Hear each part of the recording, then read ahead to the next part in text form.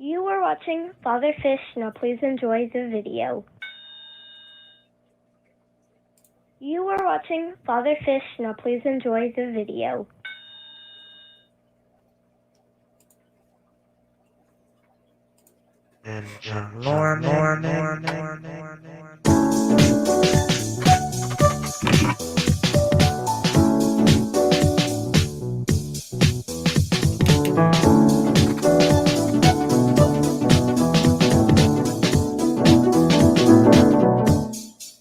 Let's talk about fish, baby.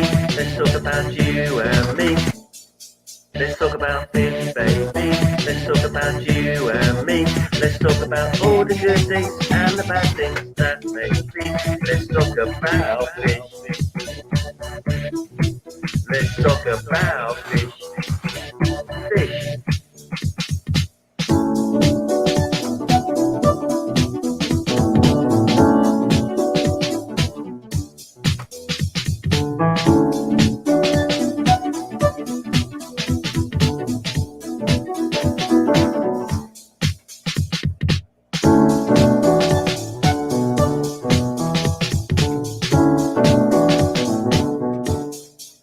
Let's talk about fish, baby.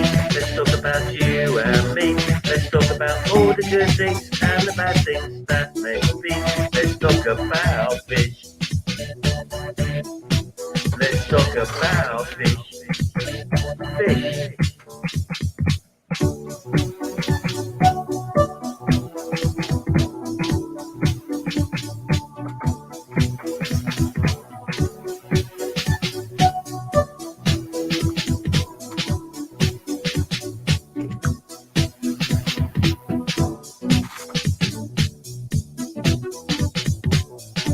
Carter Bing!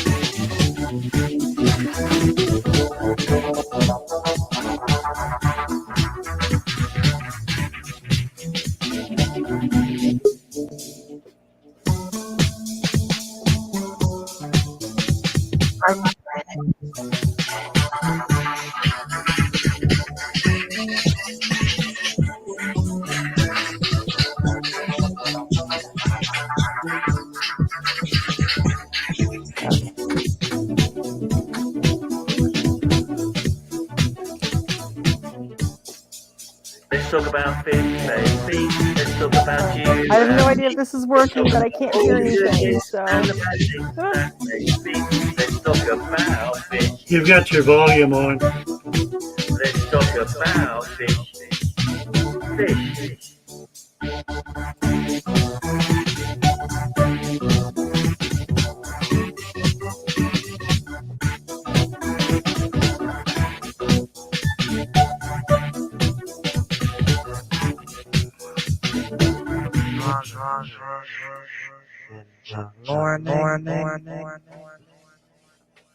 Hey.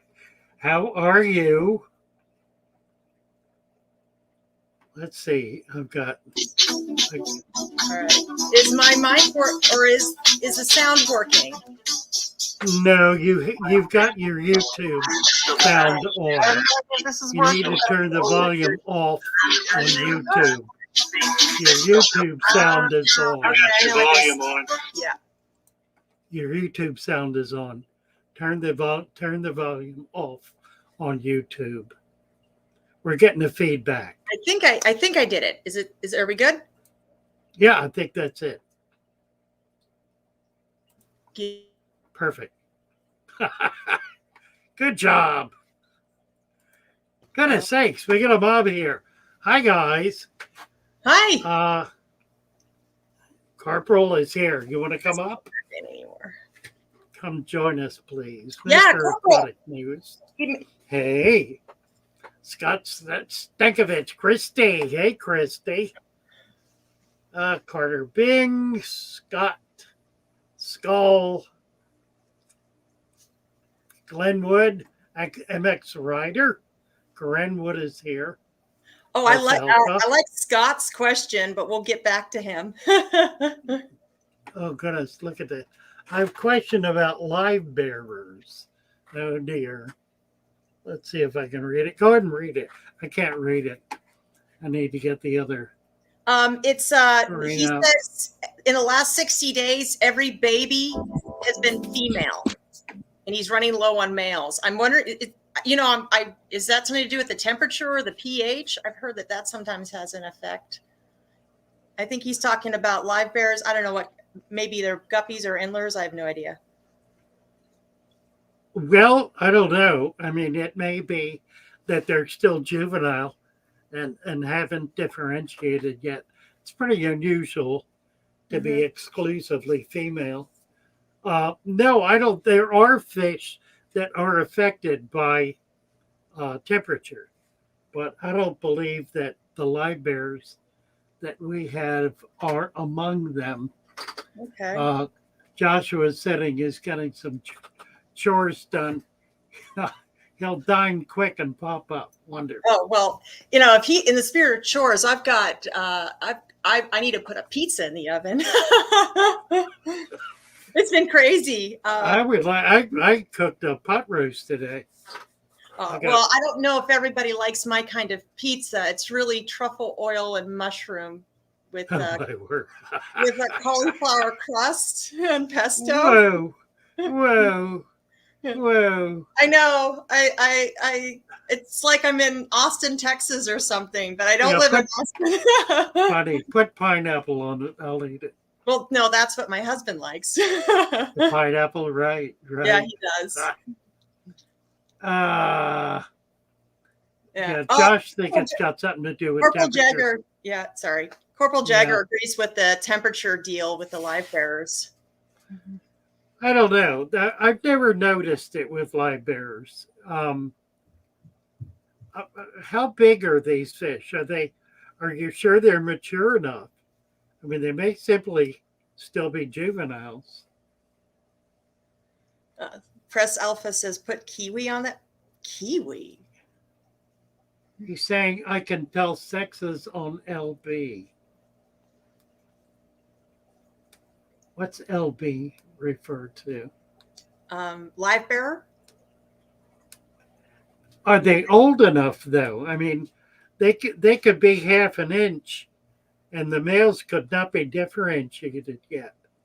Well, maybe not half an inch, but certainly 3/8 of an inch. Am I packing? Chris says. Oh, yes, I am. I am packing. I am packing every day. I'm going to try to get everything done by next week. I'm leaving on the 17th.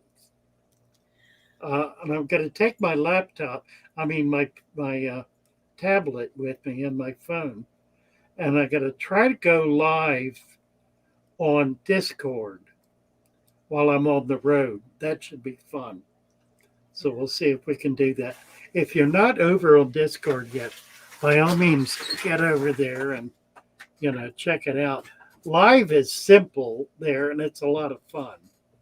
And I can do that. I think I can do that on my phone. I know I can do Discord on my phone.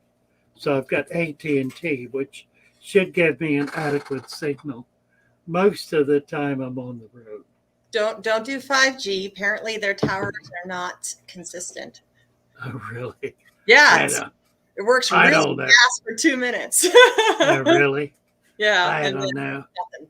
Kiwi on pizza. That's interesting. I've always thought about dragon fruit, actually.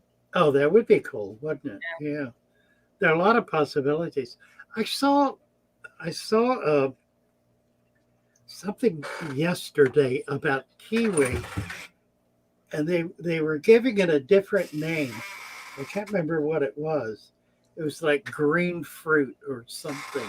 Some native. Australian? Pardon? Is that an Australian nickname for it or something? I don't know. It was a whole bunch of them in a box. It was Australian. And it was a native, I don't know.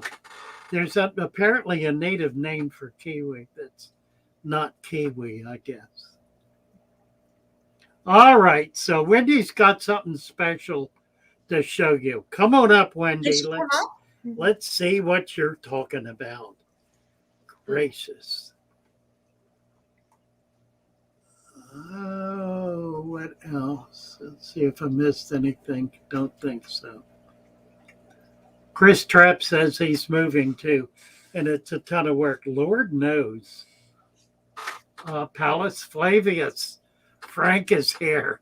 Long time no chat. Nice to see you, Frank. Hey, Frank. We need to turn Frank blue here. Yeah. Is Wendy coming up to show her tank, or? Well, they've been threatening for the last 10 minutes to do it, so okay. We could only imagine. I don't know. Listen, I'm going to send you a bunch of little fish. Yes. I did not do it today because I got to get into these tanks and figure out what I'm going to try to keep and what I'm going to get rid of.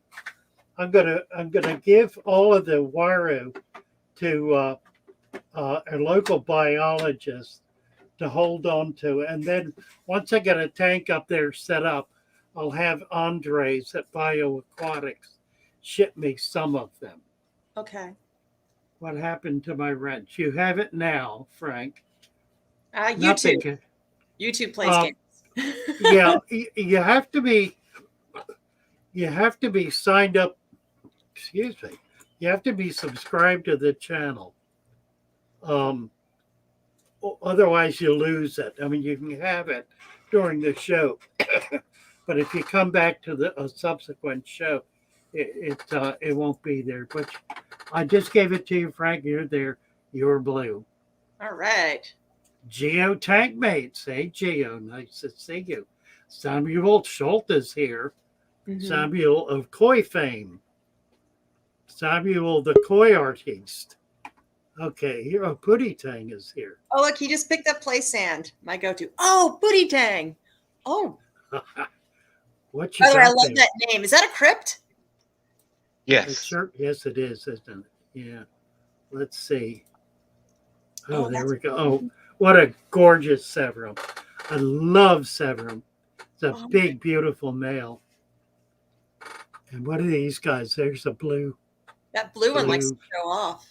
Blue what? Blue, not Galaris. Electric blue Acara. Oh, Acara, right. What's that above him? Geophagus. What kind, do you know?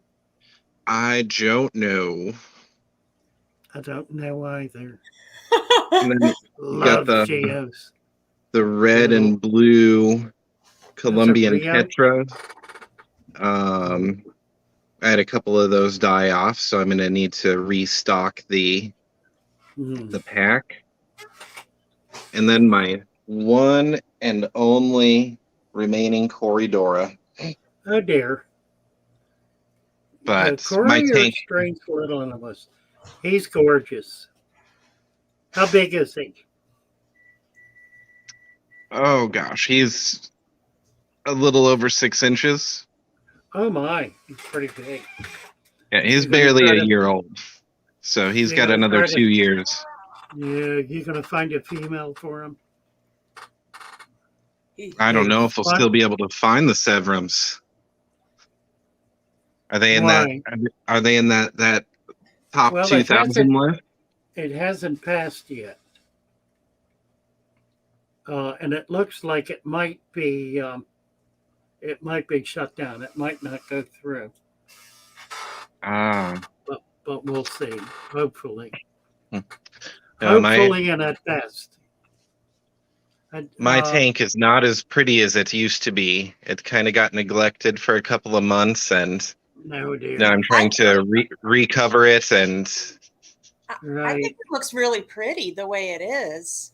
I like actually that there's like a little bit of black speckles on top of the white sand. Gives it texture. Okay, I see the other side. Could use a little bit of TLC, but you've got a really good foundation, I think. Yeah, I just need more plants and I had hardscape in there, but Yeah. I ended up pulling it all out. I mean, there was like 2 inches of hair algae all over it, and Oh, it was bad. are you going to try to put? Are you going to put the same hardscape in, or are you going to try to find something new? Probably looking at doing something new. I might pull these guys out of here and put them in a different tank for a bit, and then completely rescape this one from the bottom up, because it doesn't have a proper dirt bottom. I used Fluval stratum, and that tends to come up through the sand. Yeah, you essentially got a blank slate here. How big's the tank in gallons? 75. Oh my God, that's so. Oh, nice. Oh, nice. That's a great size tank. Yes, you can do very so much cool. with Wendy is here. Let's get Wendy up here. See what she's Alrighty. got. Thanks, everybody. It's a beautiful Take care, fish Pootie. goodie Thank tank. you. Thank you so much. Hey, Wendy. They're waiting on you, darling. Come on, Wendy. Well, no, this is hubby talking. Right. Oh, Wendy. Is that hello? Is that pop? There she comes. Here she comes. Yeah. All right, she gets to show this off. All right. There you go. What do you got to show? What do you got to show the gang? Well, we tried to have Geophagus and blue acara in here, and they came. My little bitty Geophagus were only little teeny weeny baby fry. They were paid $15 each for 5 of them, and the acara came that size. They haven't gotten that much bigger. We've only had these a month and a half. About that. Yeah, and so they were close to being able to breed, apparently. And what happened was these 2 paired off and selected this area. And my poor little Geophagus pups didn't know any better. And they kept going over there, and they got killed. All of them. All right. Oh, However, so now we have, though, let's see if we can get them. We have babies, lots and lots of little blue acara babies. Can you see them? Can you zoom in and see them in there? I don't know if I can zoom in. Let me try. It's hard to see, but I think I see movement. Well, that's what I saw this morning, and that's what freaked us all out. It's like, why is the bottom of the tank alive? It was probably.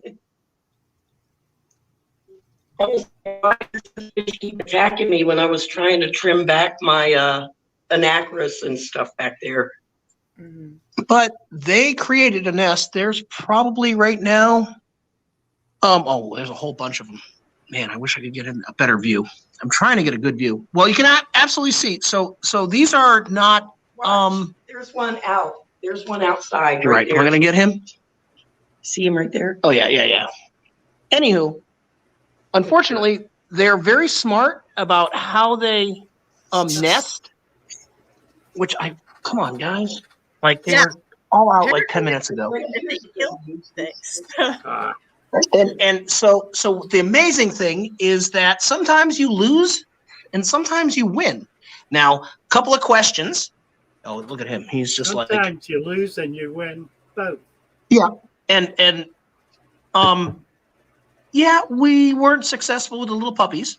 You can see how aggressive he is right now. Yeah. He's just like all about what's going on. Yeah. And it's like the first time that we've actually seen. Look, I think you can get a better view right through there. All right, here we go. I want to try again, and then we're between them 2 anacris right now. all right there. I don't know if you can see any movement or not. It's really tough. Zoom? No, I can't zoom. Oh. I see the anacris. I see movement. Yeah, we're not. Well, and then he just darted off. No, that's See little babies in there. There's little babies. so. These aren't the neon blue Acaras. These are just a standard blue Acara, standard Acara, and they're pretty docile. Other than guarding this is in a 75. Yeah, it's a nice fish. But they're not gonna tolerate other little fish around their babies. No. Now my question is they say about 14 days they're going to want to do this all over again. Should we pull them into another tank? The babies, that is? I tell you what I would do is just leave them and let them raise them. Yeah, they will not respawn if they got babies in there. Okay. And you Will they you are eat now their gonna babies? have- Nope. You're not going to have more than you can handle. So Okay, you don't so that need makes them to sense. We spawn got- again. All right. Yeah. So just let them do their thing. Don't have to hurry up and get another tank or Yeah, anything like there's that. And separate them nothing else out. in there to worry about. So I would Just leave other 'em. other Acaras. We've got 3 more Acaras in there, and they're doing a really good job guarding them away. Same size.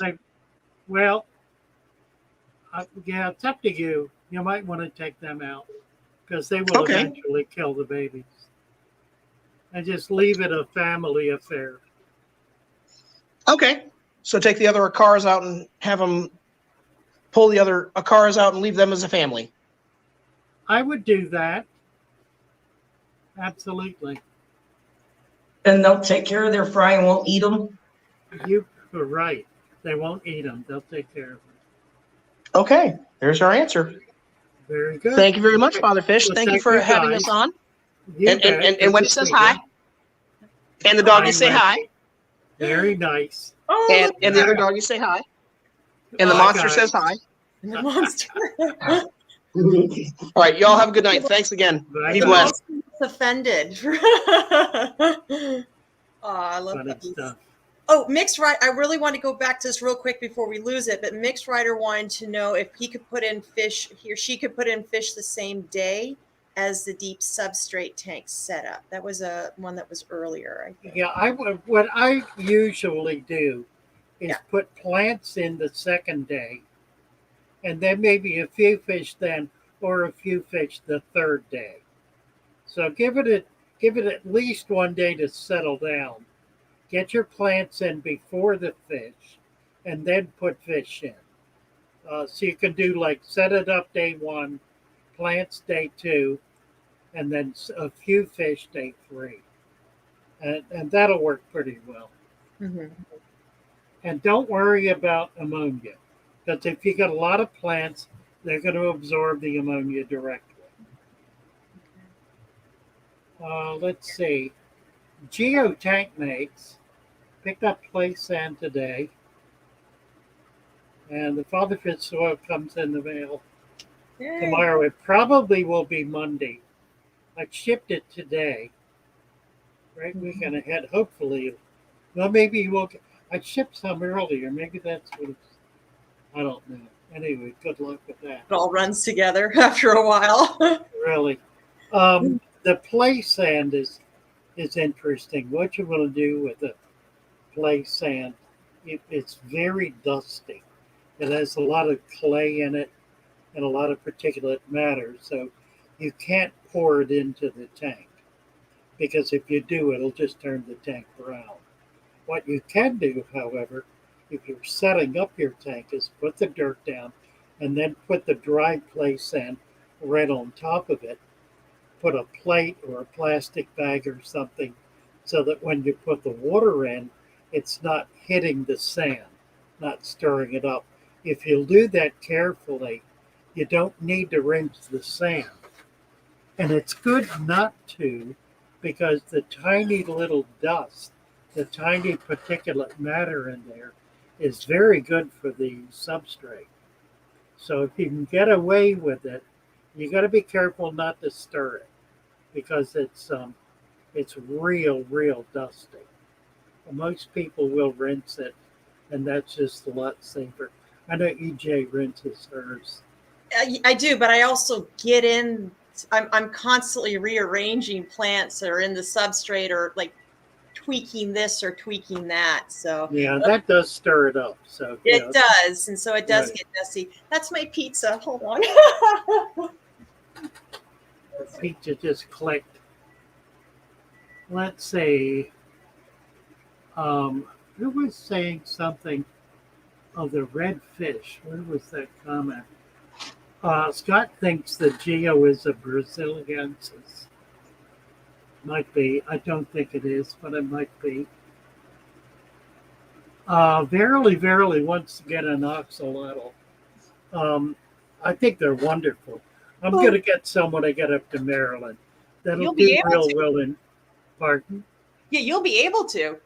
Yeah, exactly.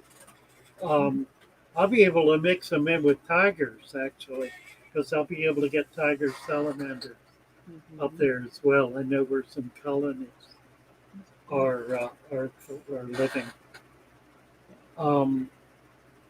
What's it? Scott talking about an old T-shirt. Just stop. Scott says, just like Wendy says, just stop touching it. Wait, was it me? Well, there it is. Yeah, I see. Scott said that. Yeah. Right. If you can't find an ox, oh dear. The Enfuma. Now, Frank has access to the Florida salamanders, and there are some big ones. The siren gets almost 3 foot, and the other one he's mentioned here, the Enfuma, gets about 1.5 feet, and so they're big. In fact, we've got one. You've seen it. Anybody who's been around a while, Frank has it. He's giving it to Richard, who is helping me pack up and get moved. Yeah. That one I've had for about 5 years, and it's just over 2 foot, I think. Pretty good size one. You said that you were you're going to be driving on the 17th, the Friday. I know you and I talked about it yesterday. Ironically, I'm also going to be on the road that day too. I'll be driving back from dropping my son off at picking my son up from the blind and visually impaired summer camp that he's going to for a week, and it's a 2.5-hour drive, so right around that time. So if we do, I don't know. Yeah, I don't know how it's going to work out, because I don't know how long it's going to take for us to pack the truck. If we do it in a few hours, which is possible, we could get on the road by mid-afternoon. I don't want to leave at night. I don't want to leave in the evening. It's just too tiresome doing that. I'd rather sleep over and leave in the morning. So we may not be driving until Saturday morning. But we'll just have to wait and see how it goes. Yeah, that might be the smarter thing to do. I know I prefer it. Kevin wants to know how my Battis is doing. Awesome. The male keeps hiding. The females are on the other side. The male keeps hiding. I don't know if he's protecting eggs. I haven't seen anything yet, but the vegetation's pretty dense. So talking about my scarlet Battis, I have 2 confirmed females and 1 male, and I literally caught them. I didn't get great footage. I caught my male and one of the females going at it one day. So like pretty much within the first 24 hours of them being put in the same tank together. Cool. Yeah. Chris Alpha, I think you nailed it. He said, I nominate EJ to play the role of Dr. Shannon Curry in the screenplay of the Johnny Depp Amber Heard. Okay, first of all, I have no idea what that reference is. Second of all, apparently Amber Heard, somebody told me I look like Amber Heard the other day. No, leave me out of it. No, I think Chris Alpha. I was so impressed with Dr. Curry, just a very sharp, deliberate, just a lovely, lovely woman. And you're right, reminds me of EJ. Perfect role. I have not been following. I must be the only person in the world not following the trial, not giving 2 cents about anything that was going on with that. I guess somebody equated it to like the feminazis finally are being put in their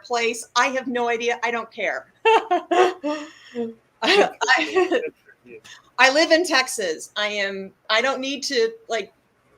I don't need to assert myself in the feminine world. I'm fine, thank you. It's really interesting because I've been in Florida now for 30 years, which is comparable to Texas in terms of the spirit of the people, and or at least the spirit of the territory of the land. But I'm moving to Maryland now. I'm going to be on the eastern shore of Maryland, and the eastern shore those are all rebels. You know, those are people who rebel against the the power structure of the Maryland political establishment. There was an event some years ago where the then governor did something that irritated the hell out of the Eastern Shore people. He made some comment, I think, about those people with their outhouses, something like that. So about 200 pickup truckers loaded their outhouse on their truck and hauled it up to Annapolis and surrounded the state capitol. All right, my kind of people. So yeah, that's where I'm going. And I always wondered where the Canadian truckers got their inspiration from. Kevin said he didn't follow the trial either. I got hooked on it. I don't know. I mean, you can't help what you get hooked on. Maybe if I caught it, I would have gotten hooked on it. I mean, you know, I got hooked into Tiger King, and that was a train wreck I could not follow. I mean, I could follow. I couldn't stop watching it. It was such a train wreck. Yes, I did play Marvin Gaye, Scott. Yes, I did. It worked like a charm.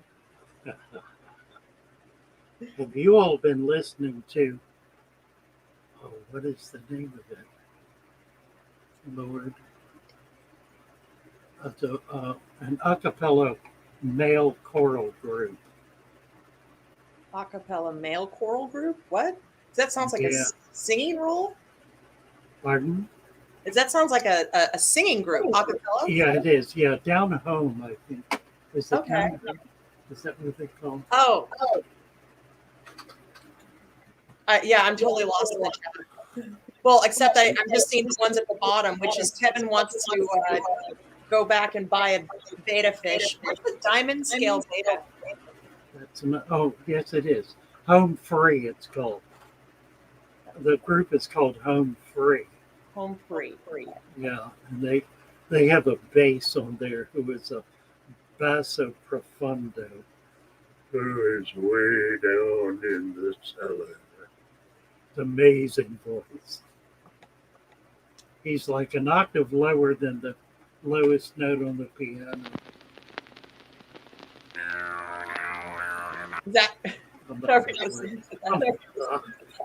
Did you get that? Okay, that's right. That's the only acapella. Oh man, I'm showing my age. The only acapella group I know is Pentatonics. Home Free. Check it out. Okay, I will. Okay, it's superior, really superior.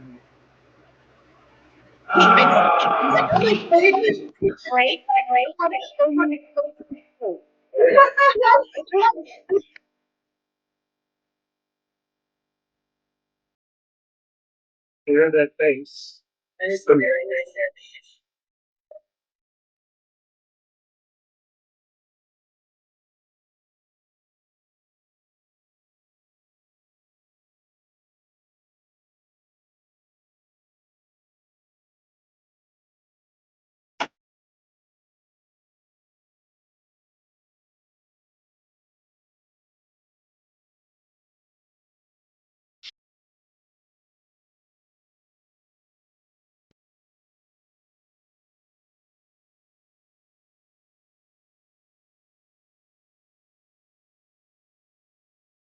Oh,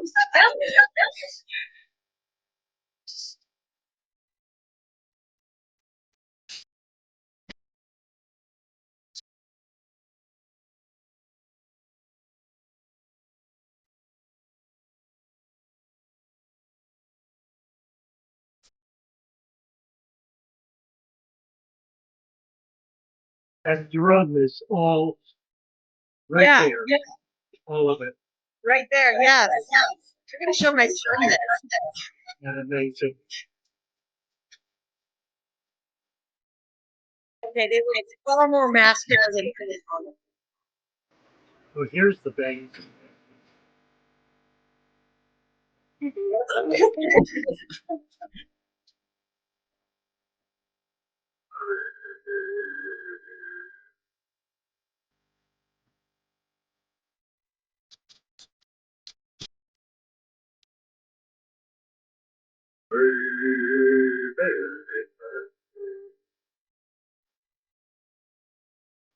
Ah, Hey, no, it's all good. not bad. Oh, Not Scott bad. says you can sing.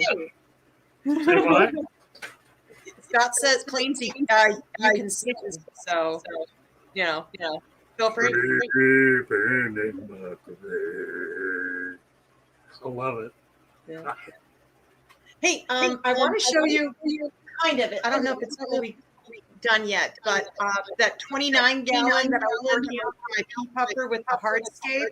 Yeah. It was dark that one day because I was kind of letting it simmer in humus for intense. Right. That's what's behind me right now. And forgive the eggplant. I threw it in there with the snails. I need to clean the glass. But is that, can you see it okay or no? Yeah. Yeah. Let me give you full screen here. Oh yeah, this is why I don't like using a camera on my laptop. Yeah, bring it right up to the. You know what? I'm going to exit this and get on my phone. Okay. Yeah. Let's do that. On our laptop. Okay, leave the studio.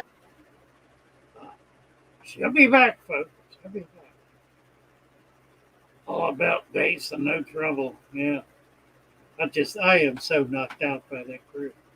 And I've had something funny in my throat for a while, so all of a sudden I've got a much deeper bass than I ever had before. So it's been fun singing along. I don't have the breath to do it, but it's been fun. Here she is. All right. All right, let me give you a full screen. Of a camera. There we are. I'm not fully in love with it yet, but this is what I've got so far. I think I've got the plants are too floating, but I need to have the floating plants because the pea puffers really feel more secure. But this is my clean the glass too. The glass is dirty, but nice. There's the dead snail graveyard. Is that a geo? Yeah. And then wow. Looks very cool, AJ. I love it. I think the floating plants, well, it's water lettuce and frog. Yeah. But I think they're too thick. I can probably cut them, but at the same time, I want to make sure that. And I made sure that the plants I put in there, they're going to be okay with low light. But the pea puffers they feel more secure when they have when they're able to go up and down the entire column, water column. Yes. Right. Yeah, there's a coolie loach in there too. So I have 6 coolie loaches in there, 2 hill stream loaches, 1, 2, 2 shrimp in there. I think I don't know what kind they were. Somebody just gave them to me. One of them looks like a mono. The other one, I'm not so sure. And then 12 pea puffers. What is that sand? Oh, it's play sand. Is it? Yeah, it's brown. I like the colors. Yeah. It's play sand, but I also mixed humus in there. Oh, good. Okay. So I took some, like, not pine cones, but I took like a bunch of old leaves and stuff, and I soaked it in a bucket for like a week until it really kind of got really soupy and turned brown and just kind of looked like something you got from a river bottom. And then I mixed it in with the sand, and it kind of changed its color a little bit too. Nice. Yeah, but you know, the hardscape you can't really see too well because of all the plants I put in there. But I think the water lettuce really takes away from. It gives it a lot of depth. It has a lot of depth. I didn't want to put too much stuff on the carpeting plants at the bottom because the coolie loaches they're going to like dig everything up. And so everything I put in there, I wanted to make sure it would survive just to simply the type of fish that's in there. And the coolie loaches I think I've said this before, the coolie loaches are perfect to go with pea puffers because they're scavengers. So the pea puffers kind of pick at the snails. And instead of letting the snails, the snail meat decay, the coolie loaches come in and clean out the rest. It's there was quite a bit of it had something to do with the humus, I think, but there was quite a bit of biofilm on this sword plant. Huh. Like it was to the point where I thought maybe it would prevent the plant from being able to absorb. And in 2 days, like within a day, this little guy and his scarfed it right down. They scarfed it down. It was and they work. Yeah, they work great. So, yeah. That is so cool. Yeah, I love pea puffers. I really do. I'm hoping they'll. I'm letting the tanks settle right now because I don't know how. With coolie loaches, they kind of rescape your aquascape for you, whether you like it or not. So I'm trying to see how they end up. They will spawn in there too. If you got some rocks, like a little rock pile, they'll get down in there and spawn. This is the biggest rock. This is the most. I didn't put a lot of little rocks in there like I usually do, but I put a lot of larger rocks in there. To kind make a little pile, a small pile of rocks. Yeah, I think they can get in and nobody else can get in. Something that pea puffers cannot get into. Oh yeah, I think and the loaches will breed in that. Oh, the hill streams? I only have the loaches will breed in it, yeah. Oh, the coolie loaches. Yeah. Puffers are pretty easy and they're pretty forgiving. The people. Yeah, and who is it was saying they have not been able to keep the hill streams. I think Scott said that. Oh. They could be tricky. How? Yeah, he said we couldn't keep a hill stream. But what? They can be a little difficult. How so? I haven't had any issues with them. I've got Borneo butterfly loaches in my 75, the big one. I've got 5 of those in there. They're teeny little things. And then this is a reticulated, and then the golden. Somewhere in there. Those two were kind of like... Well, they need to be stress-free, and you pretty well got that. They don't handle stress at all. They come from running water, so but they will do fine in a still environment, so long as nothing is hassling them. No, they're so you want to keep an eye on the puffers when you get them in there to make sure they're not going after the hill stream. Yeah, I will take a look. The puffers so far I've had the puffers have always been with coolie loaches. I've never had the two separate, and they essentially leave the coolie loaches alone. Yeah, coolies are pretty quick. Yeah. Yeah, I'll keep an eye on the hill streams. I had this golden one. That's a big coolie. Oh yeah, that's Big Mama. I bought her that size at really a local fish store. It was a dime. It's real unusual to find them that size. I think I've only had one that big. Oh.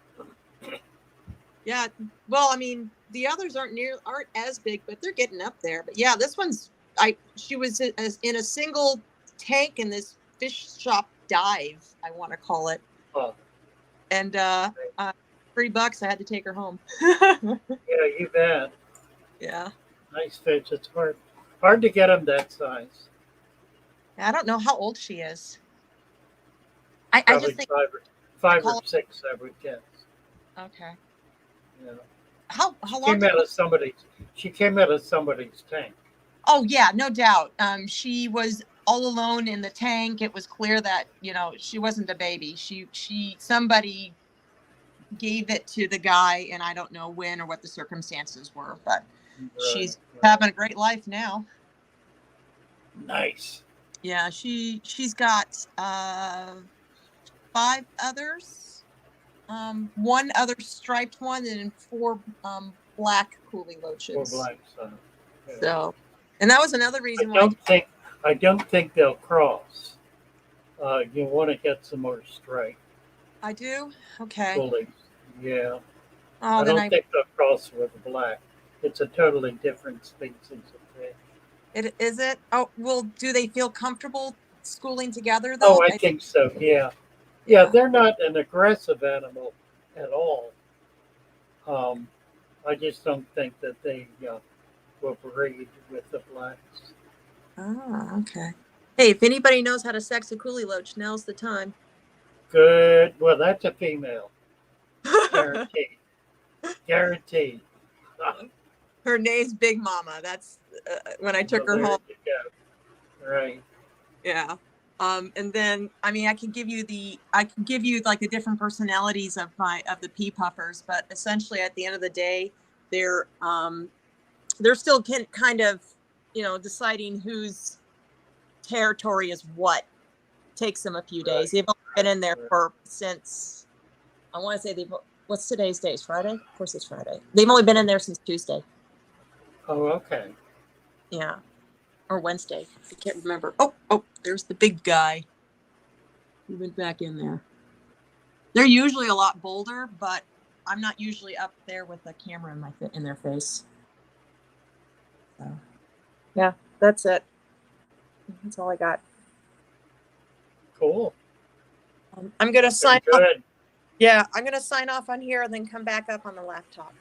Okay, very good. Whoop-de-doo. So you can see the water level on the tanks is dropping. The discus are gone. They've gone to a new home. Liz has them. That's Andy's friend. She's who I got them from. She had to close her shop down, and I got that group and was happy to be able to give them back to her because they really were her babies. So the next thing that goes is the Waru, and the Waru are going to Chris. This Sunday we have our board meeting. I'm going to do a walkthrough of Chris's fish room while I'm there and post that. It's a remarkable fish room. He does a lot of L series plecos and is able to spawn them. He's a biologist with a real heart for tropical fish.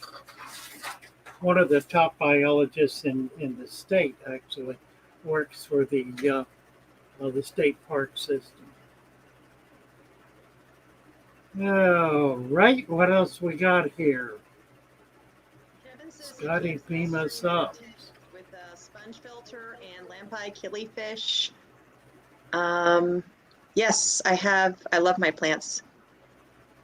Kevin, you've got to keep pea puffers. They are so much fun. I love the personalities. The pea puffers are cool. And they're pretty easy to do. I've had a lot of them here. I'll probably get them again. Yeah. I did a ton of research on pea puffers, tons of research, because everybody, pea puffers are notoriously not great community fish. True. They're nippers. Yes. And I wanted a larger school of them. I didn't want them to be strictly a community. I didn't want them to be strictly a species only, but I wanted to, essentially, like I said, it's a complete ecosystem. So the big problem for me was the decaying meat with the way they hunt. and the way they eat stuff, they're just picking at it. So I really wanted to make sure they had something to clean up. So that's part of, scavengers are part of the ecosystem.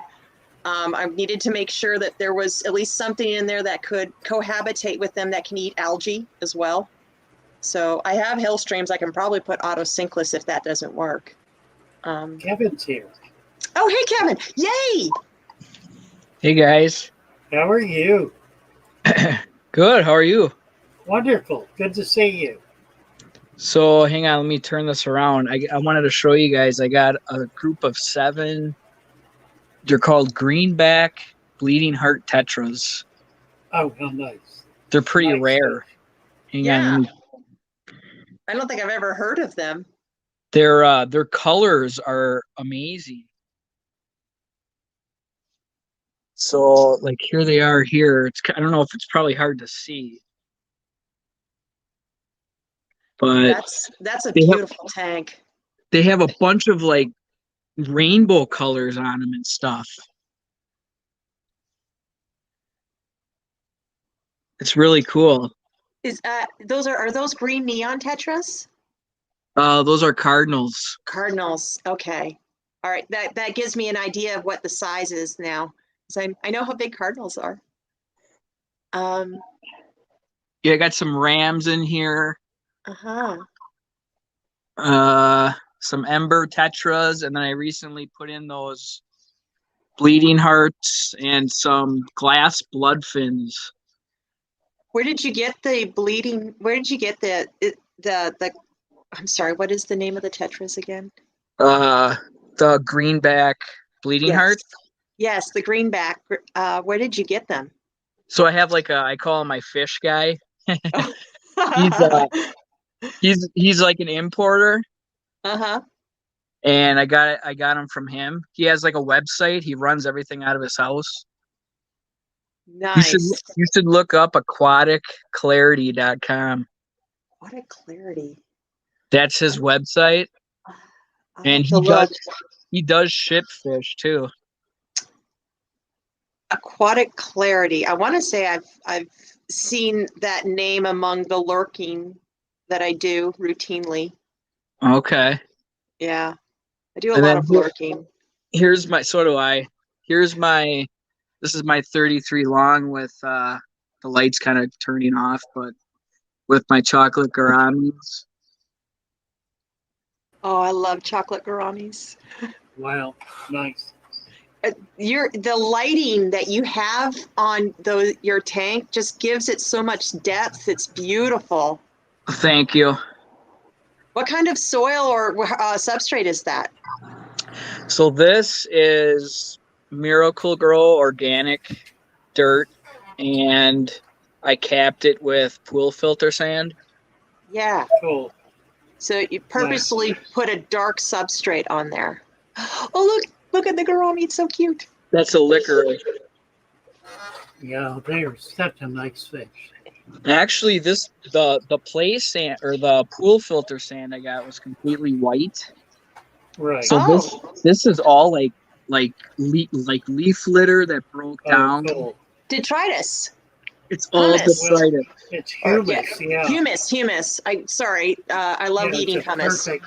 Yeah, and what I'm doing is I'm going to the local stream once in a while, and I'm grabbing sand and I'm throwing more sand on top of that. Beautiful. Oh, God, it's gorgeous. And then my 75, unfortunately, I did not dirt this tank, which I would totally wish I would have. But I mean, my plants are growing. Yeah, put the sand in. Just do the same thing. Should I just do it? Just keep right on top. Yeah. Right on top. Yep, absolutely. You know, Okay. Father Fish, I think you're the one who taught me how to do this. Like you put sand in like a water bottle and wet it down, and then that way you can put it in the bottom and just kind of like gently shake it out. I think you told me that trick. And then I got some floaters. I see frog bit. Yeah. I forget this. It's kind of rare. I forget the name. That? Yeah, what is it? I forget the name, but it's really cool. It is That's cool. nice. I kind of want it. Really? You should post some on the Discord channel for the trading post. Yeah, I should do that. But yeah, Nice. this lotus, I wish I would have did what Father Fish said. This lotus, it's Yeah. going absolutely crazy. So now it's not. I should have trimmed these all off. You can still do it. Go ahead and take them off. Do it. It'll set out. Yeah, it'll I still need work. to do it. So. Yeah. Okay. Because then I have this one. I have this one over here that's starting to grow too.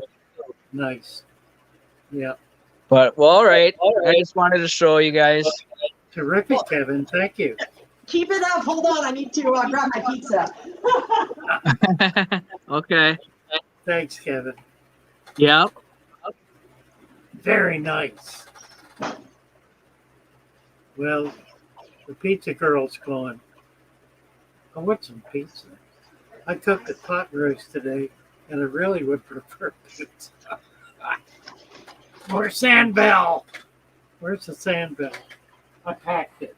I packed them both. Both of my Sandbells are packed. AJ doesn't know about the Sandbell yet.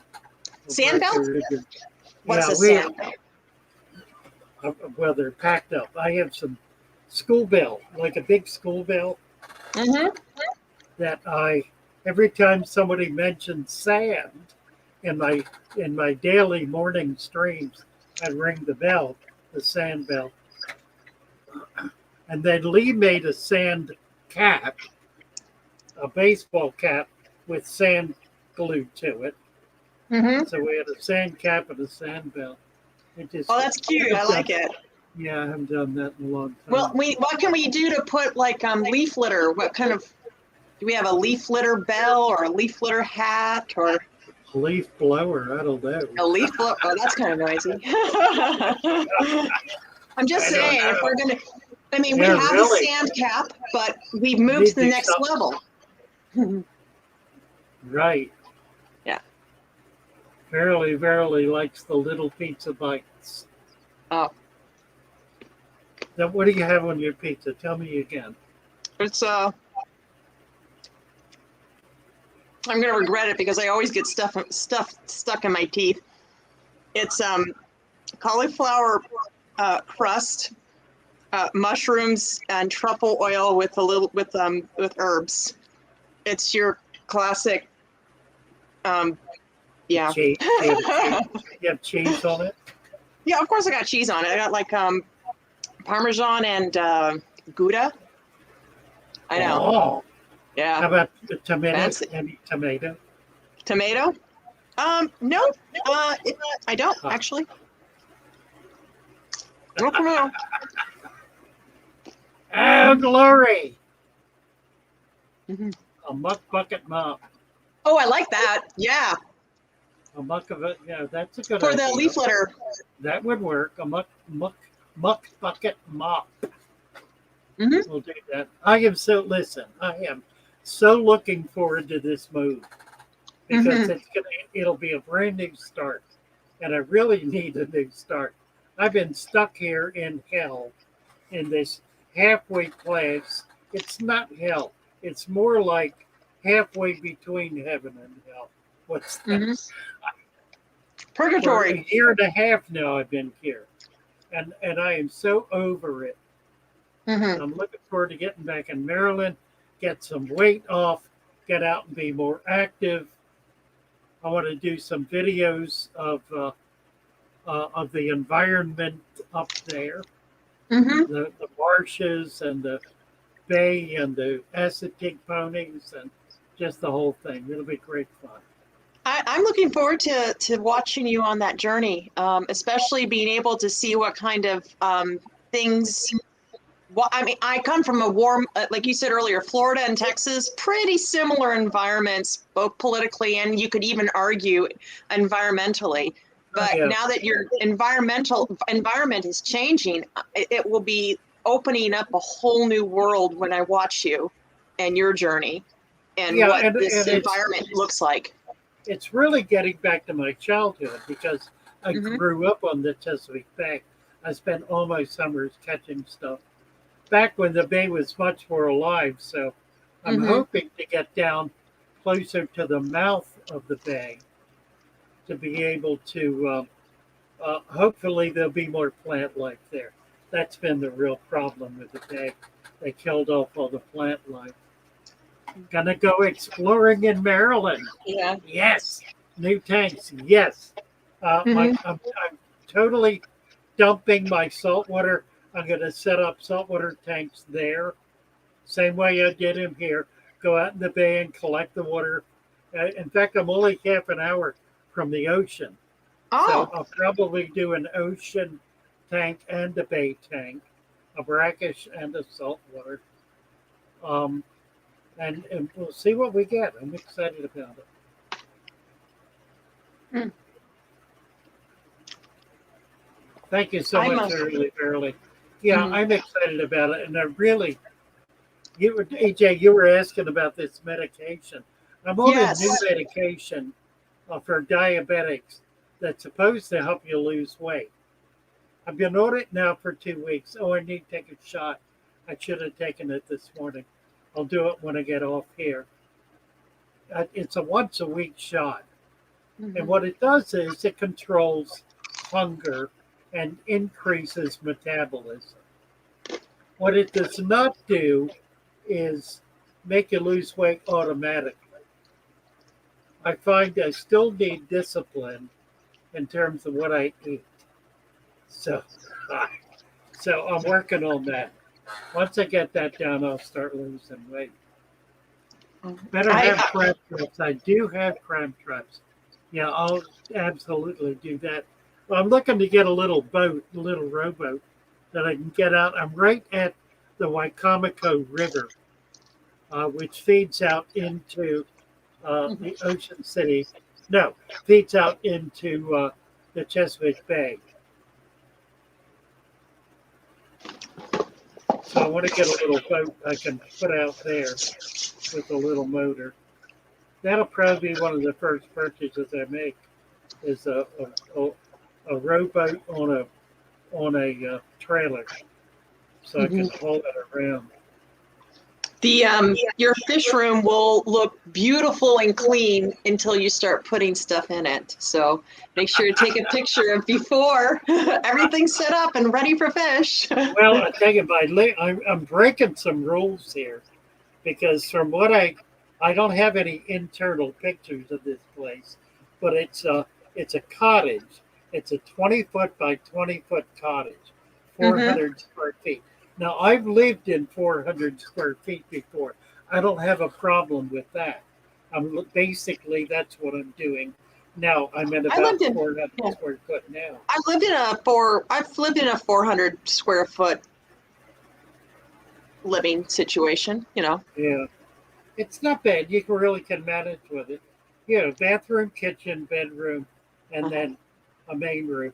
My living room is going to be my fish room. Okay. That's how I'm going to do it. You know you're going to have fish in the bedroom, though. You know that.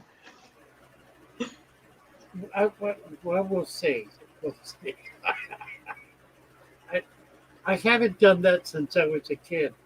What I want to be able to do is get a greenhouse set up outside. It may be a year or so before I can do that. And I'm not sure this is a permanent move. We're going to see how it goes. It might be, but then again, there might be something nicer open up that I'll move into.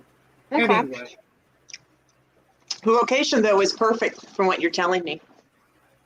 Well, it really is. It's near the Blackwater Preserve, which is one of the major federal nature preserves in the country. Chesapeake Island, where the wild ponies are.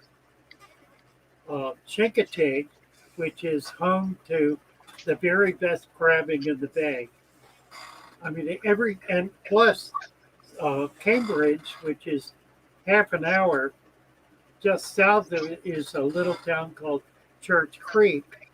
And south of that is a little village called World's End, where both sides of my family settled in 1660. That part of your family history is so cool.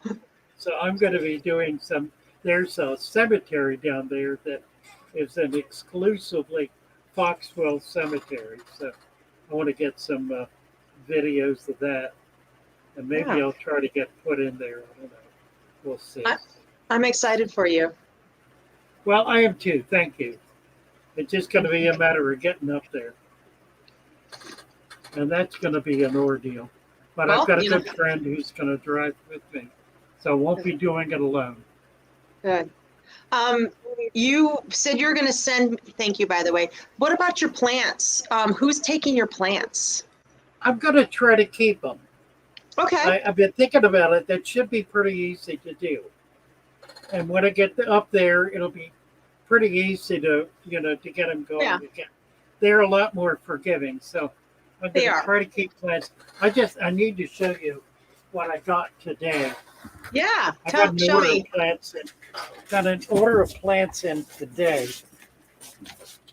Let's see. Get my list here so I know what I'm talking about. See if I can do this. Okay. Let's see. These I got a bunch of cardinal plants. Whoops. Oh, there goes your planter. Yeah, cardinal plants. Oh. Aren't they pretty? Yeah, they are. I'll send you some of those. Oh, yeah. I've never kept I don't even know what plant family they're from. Yeah, they're really pretty. Oh This my is God. a contortion giant corkscrew. Giant corkscrew, yes, yes. And then Hygrophila compacta. Oh, and we have a man down. We have a camera down.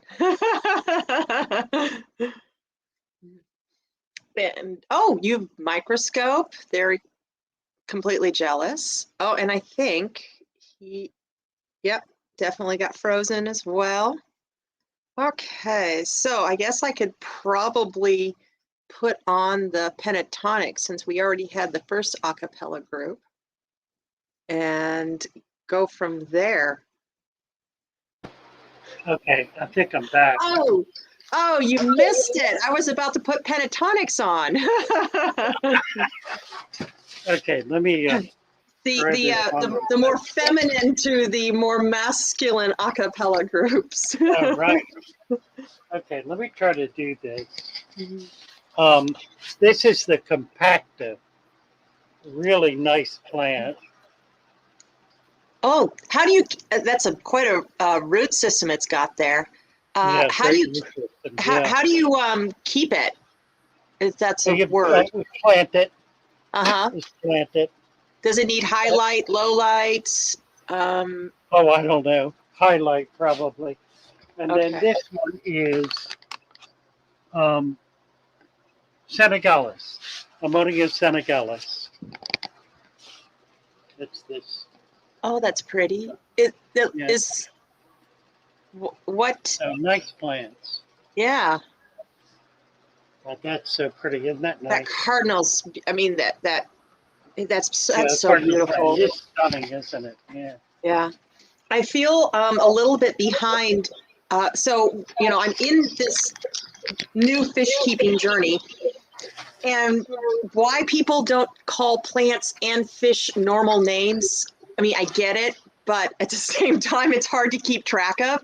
And if people don't talk about it all the time, like I do a lot of reading. A lot of my research comes from simply reading. So I read the word, and whatever that word is on the page, it can be something completely different in my head. So I can't pronounce anything well. And that's always been the same way. There's certain words that I never heard in normal conversation. Yeah, I can always tell somebody who is book learned because they'll mispronounce. Yeah, I do that a lot. But the other thing that's interesting is there are words in the hobby or names that change from locale to locale, basically from fish club to fish club. So you heard one name in one fish club and it'll be totally different in another fish club. While I'm on the subject, next, let's say the 16th. On the 16th, we have the Venice Club meeting. Now, that'll be the last one I will attend. And we have Bill, who's going to be speaker. You met him on the NOAA project. Yeah, I don't remember. I remember that. Yes. Remarkable man, and just real excited, to be able to have him as the final speaker. Bill Shields, Shields. Absolutely a remarkable man. This is the gentleman. This is the gentleman that you've been friends with for decades, correct? Yeah. Well, since I've been down here, right? Yeah. But he probably is one of the people who is most deeply involved with hobbyists. This light is blinding me. More deeply involved with hobbyists than virtually anybody else. He's really made, his background is as a professional animal caretaker. He spent about 20 years as the head aquarist for one of the largest fish farms in Florida, or the largest fish farm, and raised, I don't know how many he said, 1 billion fish. Just an astounding number. 1 billion fish? 1 billion fish, right. He's individually counted them. Well, by year, kind of year by year. He's responsible for breeding out and making commercially available the glowfish. Wait. He was part of that whole project? He was key to that project. He was the person who made it happen. Oh my goodness. That's crazy. He did half the lab work and then did all of the breeding in order to get them to the point where he was producing them by 100,000 a week. Now, was it just the tetras or the danios that he was just involved with the danios. Danios, yeah. It came on after. Yeah. He left it. He got it off the ground and got it going. Okay. Yeah. So kind of took it over. So my experience with glowfish is really where I started, because my daughter wanted one, and we started with. I ended up nursing this glowfish beta who had poor genes. And this is where I spent a ton of money on medications. This is well before the father fish. This is well before, learning how to develop a balanced system. But I have a cabinet full of medications that I will probably never use after trying it once or twice. And they're going to expire. There's food, actually. I have fish food that I'm never going to use because I'm pretty much strictly live food, frozen, and boiled vegetables. I have a high quality algae wafer as a backup, but that's it. That's my food. Hey, Corporal. Hey, what's going on? Hey, how are you, Josh? Good you made it. Yep. Back from delivering pizza? Yep, that, and I had to do some house cleaning to get the kids coming over. Nice. Oh, is that an Apisto? Yep. What is that? That's a triple red. Triple red? Mm-hmm. Well, it is an Apisto. And is that a big sword in the back? Yep, it's one that Father Fish sent me. Oh, nice. Big fans out very nicely. Mm-hmm. If it wants to know, Flecko will eat watermelon. I'll try it. Sure they will. Sure they will. I've tried. They like any kind of vegetable. I've tried. Okay, so eggplant. The shrimp and the algae eaters just go nuts over eggplant. The shrimp more than the other algae eaters. Yeah, it's a perfect food for them. Just the right texture. Yeah. Yeah, I've tried sweet potato. I've tried zucchini. I've tried cucumber, and then obviously the eggplant. It's interesting. Yeah. No, you have to boil the eggplant a little bit more, though. Yeah, zucchini's the more common. A watermelon aquarium. Press alpha can keep fish. I don't know what he means by that. Yeah. Oh, yeah. Going back to the glowfish with Bill. Yes. So the beta fish, the glow beta fish we started with, it really had poor genes. I don't know who started the whole breeding program for the betas, but in general, I mean, the consensus seems to be wherever I look that the gene pool for which they breed the betas are really poor. I've had the glow Daniels, I've had the glow tetras. I haven't tried the barbs or the shark, but the glow Daniels are, they're healthy. Yeah, that's a better strain.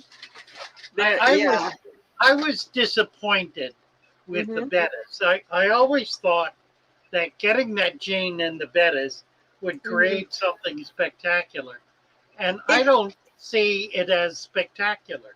It's great. Not. I think they chose the wrong. I think they chose poor. I personally don't think it's the glow aspect DNA. I think they just chose an inbred strain, and they aren't. It's a poor breeding program. That could be. They pretty much have only one type of beta in the male or the female form in terms of their fan and their. I look at it in terms of, like, you can't really go by colors, but you go by the way their fins are shaped, and it's not great. It's not great. They're not. They don't last long, and it's not because of the water conditions. It's just you can just tell they're more sensitive to their environment. They easily get sick. They don't take stress well. Who was it? Kevin wants to know if a betta can be kept outside above 70. Yeah, if it's in a large enough container so the temperature does not fluctuate rapidly. So I had a 20-gallon long outside on my balcony, and it got really hot during the day, so for some reason I decided to unplug the heater, but then at night it went down to 55 and 59. Oh, that's a little. That's low, but he came out fine. You know him well. His name is Peacock in my 75. Pretty fish. Yeah. The secret is a slow change, a slow variation. And that's a function of the volume of water.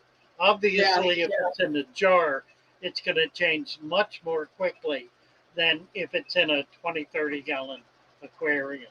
Yeah. Well, I had that aquarium set at 65 as the heater. So just because it was during the time of year where it got starting to get warmer during the day, but it still was cooler temperatures at night. So I had it set at 65. So it supposedly was supposed to never go below 65. Yeah. But it would get into like the mid, almost like it would get into the 80s. Right.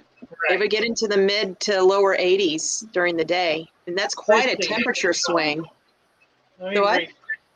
Christy has a comment. Said, I set up my 55 as a food web 2 months ago. Haven't fed my fish much at all since. I fed them twice this week, and the fish were slow to see and eat the food. Is this normal? Yeah, it's because they're not used to it.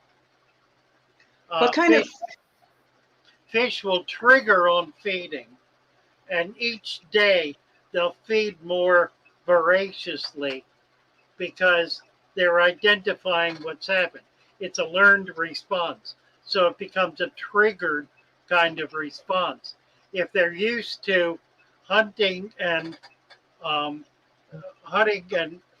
searching for food, then food falling into the tank is not something that they're used to looking for. They have to be trained to eat that. That makes sense. It's a behavioral thing. Yeah, it's perfectly normal. Yeah. As long as they're fat.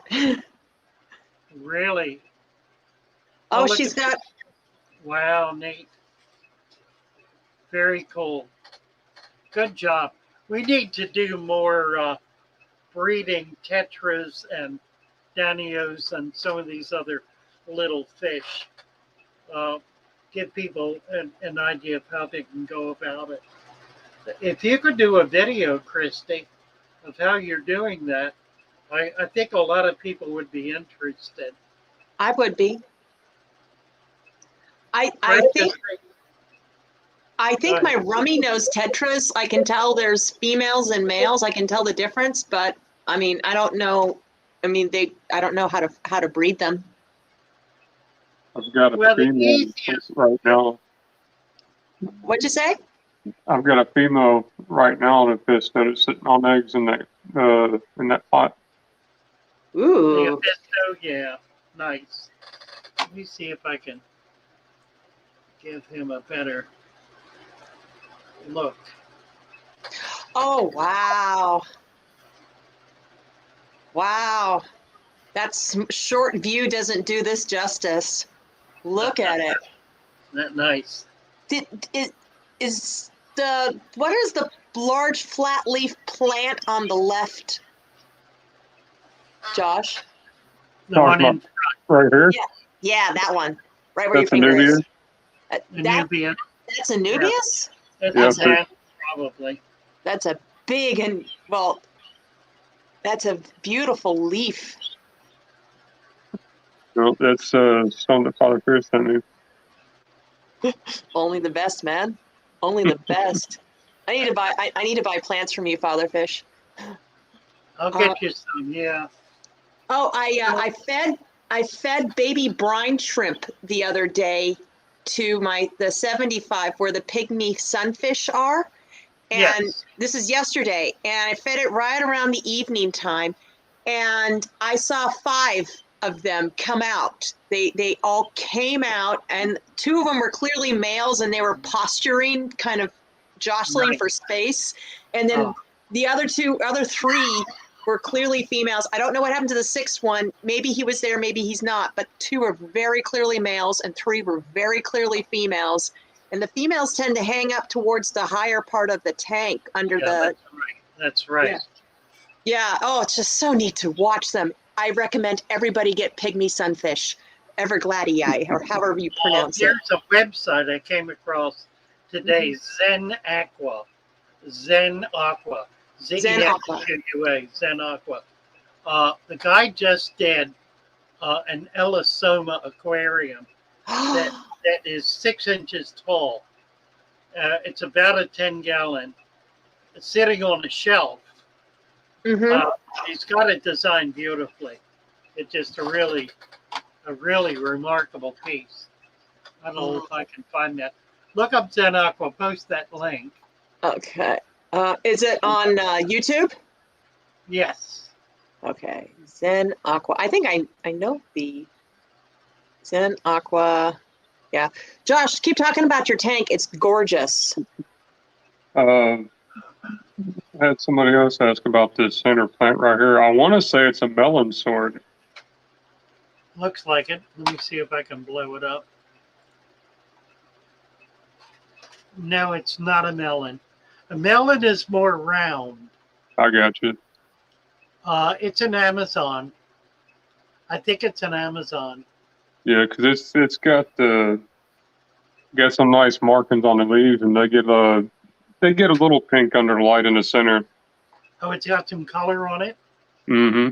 Well, maybe not. Oh. Hey, Benny. All right, posted the link. Look at that. Look at the pair. Oh, they're beautiful. Isn't that nice? There's a little female down there and a big male. Yeah, that big male's showing off. Oh yeah. Yeah, that's what I like about the fish world. The guys work really hard to impress the females. Really. Maybe it's also true, and maybe that's also true in real life. But I mean, you can really see it in the fish world. Uh-huh. Yeah, these guys, they get along pretty good. It was at first the Red females they had it back and forth until they figured it out amongst themselves. Could be an ocelot. I can't tell. It's ocelot has that shaped leaf. It's not an Amazon. I'm wrong, because it's got a stem. The Amazon doesn't have a stem. The leaf comes right out of the crown. It's just beautiful. Is that dwarf Sagittarius as your ground cover forefront, or is that? Yeah. Okay? Yeah, that's what it is. It was three little plants on one string is how it started.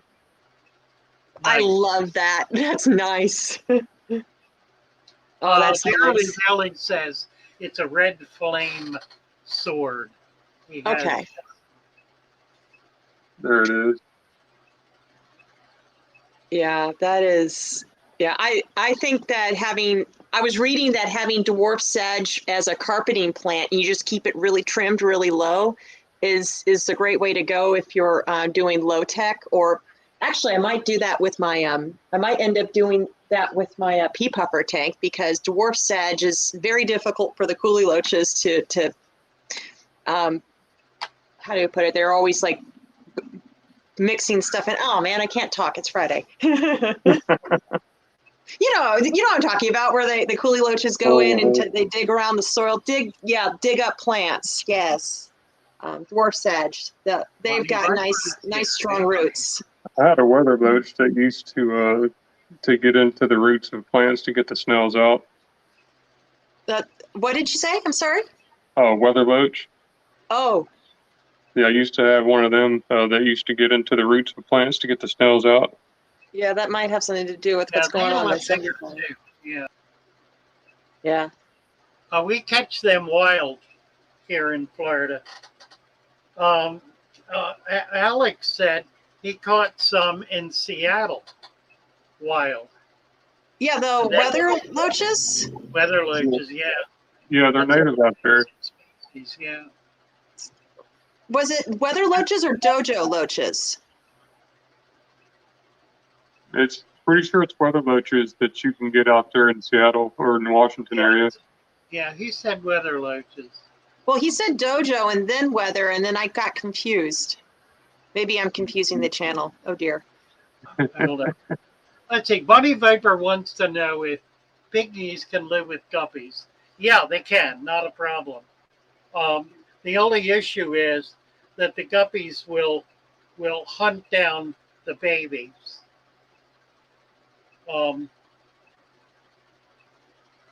Guppies are just a good bit more active.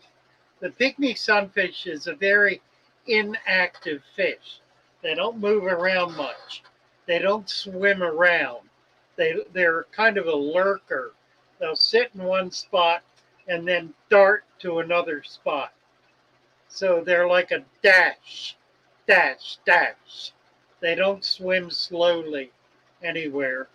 Well, I shouldn't say that. They do, but mostly they dart. You know, I think it's really more about the energy of the tank. I agree. It's about the energy of the tank, because sometimes for me, I'm looking at a fish tank, and even though technically this fish is compatible with this fish, meaning they're not going to like nip at each other, I just feel like, oh, this fish is too much energy for this other type of fish, and they're just not compatible that way. Some fish just need a more docile, peaceful environment, and other fish are fine with having high energy. Yeah, that's absolutely right. Somebody ordered some pup fish from me. I haven't caught them yet. I hope to get some to fill that order. But that's a good example of a fish you really cannot keep with anything. because they're on the move all the time. It's called a pupfish. A pupfish. Like the desert. Okay. Only there's a species that's common to brackish water on the Atlantic coast and around the Gulf Coast. Pretty little fish. I've kept them and spawned them, but they're on the move constantly. They're continually moving around, darting here and there. You really can't keep them with anything. They're just maybe Danios. Yeah, maybe. Giant Danios. Pupfish get a little bit larger, right? Yeah, they're like an inch, a good inch. Okay, yeah. So but Danios, white cloud minnows, kind of a heavy-bodied fish. Yeah. They probably would chase the Danios to death. Craig Doniger, Craig's Catfish Cave. He said he got offered 5 pea poppers for $1,000. They sell at wholesale for about $1.50. I have never sold a pea popper for more than $5. I don't know where that comes from. Maybe he's trolling. Well, he's across the world though. Like I know he's from Australia. Yeah, I think he's either in Australia or New Zealand. One of those places. That could be. Yeah, some place where we sent a bunch of criminals and they ended up being like a lot more fun than the rest of the world. That is so sad. That is so sad. It's like I feel like Australia's like turning Hawaii into Guantanamo. You send all the criminals to Hawaii, but they end up enjoying it, and they're like, "Yeah, it's fine. We're in paradise. Bye." Yeah, Hawaii's a lot like that. It really is. Mm-hmm. Hey, completely off topic, Father Fish, but when you get up there and you run across some tiger salamanders, let me know because I'm looking for some. I know exactly where to get them. It'll be a little late. I should be able to get babies though. Right on. All right, Bunny says Craig doesn't live where we thought he lives, so we're dying. Where does Craig live? Comment below. Have you ever keep another fish in his second outdoor tub? Any kind of native, if you can get any kind of native, about 20 gallons. Oh, Bunny suggested rainbow shiners. Yeah, good choice. Mm-hmm.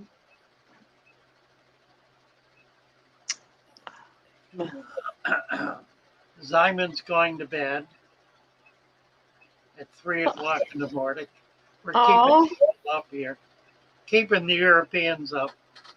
I thought I did say Australia. Is that right? Yeah, I thought I did say Australia. Is it Australia or New Zealand? One of the two, but Australia it is then. Yeah, Bunny says Australia. Mm-hmm. Huh. Right. Have you raised baby brine shrimp from hatch to like actual aquarium for them?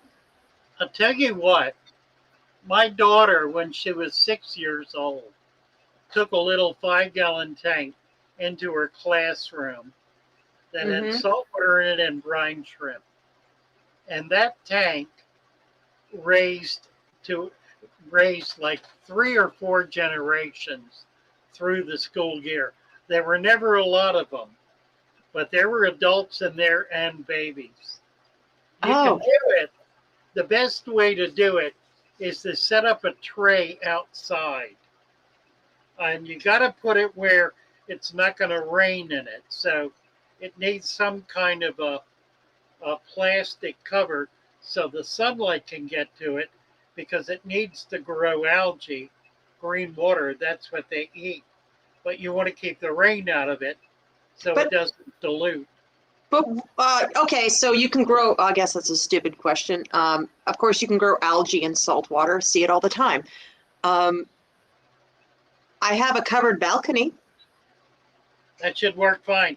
Does it get any sunlight? Oh yeah, tons of sunlight. It's facing directly east. Well, it should be perfect. A tray is going to work best. A tray? Like, what do you mean by a tray?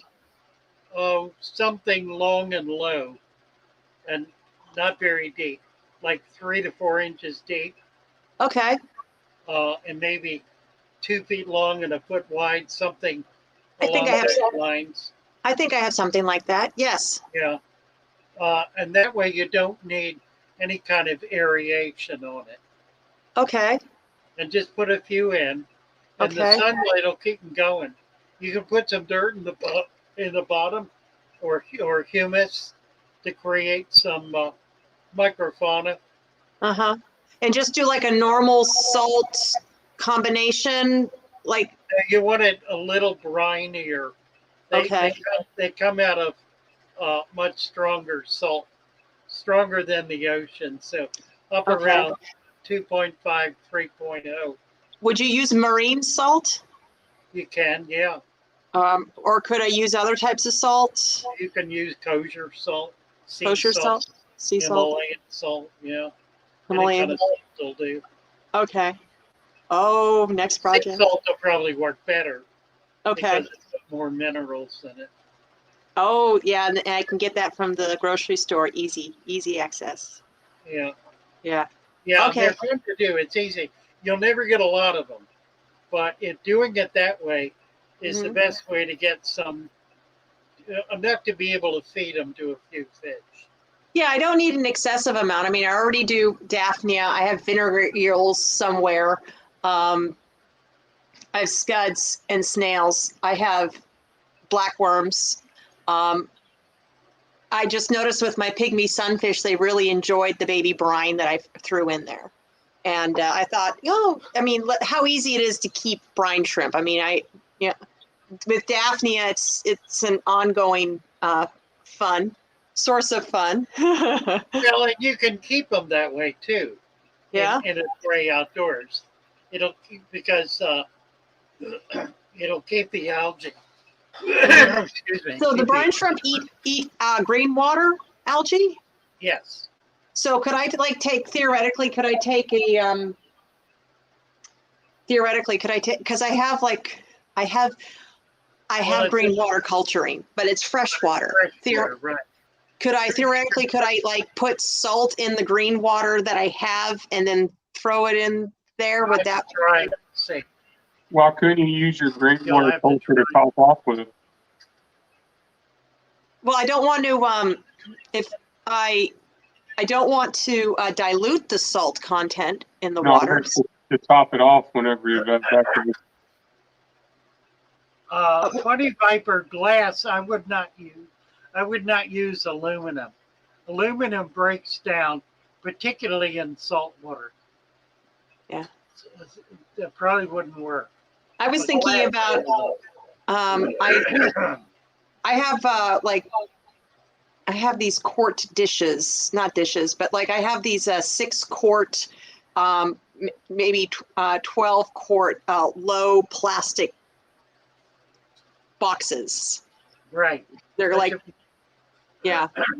I've got one that's about, actually, the type of plastic container you use to store Christmas wrapping paper, paper. Yeah. Yeah. That's about 2.5 feet long by at least 1.5 feet wide. That kind of. Yeah. Yeah. That could work. And it's about 6 inches on the height. I can just put it on a shelf outside. Melted butter. In terms of percentage of filling the tank, how many plants are needed for a moderate stocking? Depends on the size of the tank, of course, but 75%, yes. Generally, for a Dutch system, they recommend 2/3 of the tank be planted. So yeah, 75% would not. You want to plant heavily, minimum 50%. And you want to plant initially with fast-growing plants.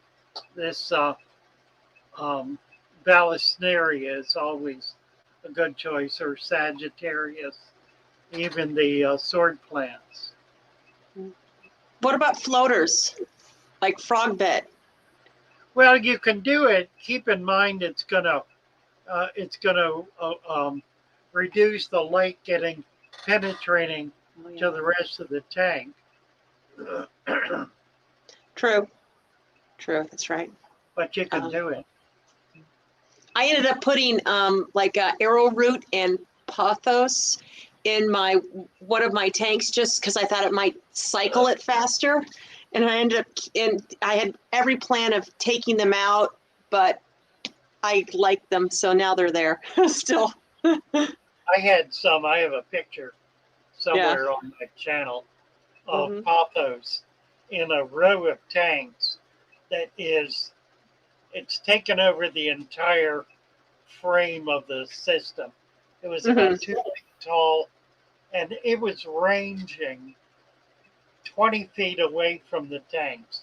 It was sending runners everywhere. That sounds about. That's what direction I'm heading. Yeah, amazing. Yeah. Yours is going to do that, Josh. Oh, those are actually clippings. I actually ended up having to divide. So I got one trim, one little clip of pothos, like back in, I want to say November, and I have given away clippings this long, about 4 of them. I've got about 8 or more. I've gotten like 12 plants out of that, and it's all, they grow forever. They grow for days. Once they get going, they will take over your house. And the leaves can get 2 feet in diameter. The leaves? It's amazing. I didn't know that especially the golden pothos, that's the same. I want to say that's similar to the ones that's out in Hawaii, ain't it? Yeah. We've got them in Florida like that, growing up into the monkey trees. Yeah, I've seen them. Enormous. Yeah, and the palms, they're huge. I want to get a monstera.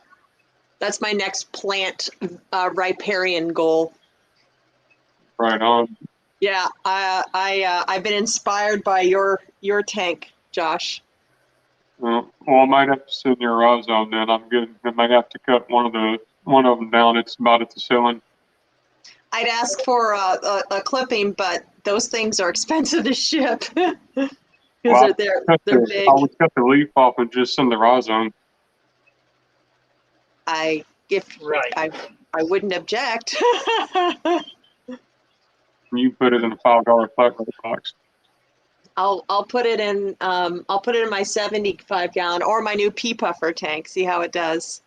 The roots take over pretty quick. Well, that might actually work really well for my pea puffers. So because if the roots, tend to grow out a little bit, the pea puffers will get to swim in among the roots. Yeah, that's what my fish is doing. They've got their little caves and tunnels built throughout them. Yeah. All right, now I have ideas. It's your fault, Father Fish. Every time I come out on here, either whether I'm lurking or whether you and I are talking with everybody, I have 1,000,001. I always leave with 1,000,001 ideas of what to do next. Oh, I know. Yeah. That's the joy of it. It is.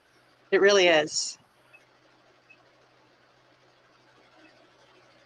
The ultimate house plant. Audrey II, Little Shop of Horrors. That's what Scott says. And Verily says Pothos strangles her trees out. Their trees out there. And it's probably trying to cut you in here.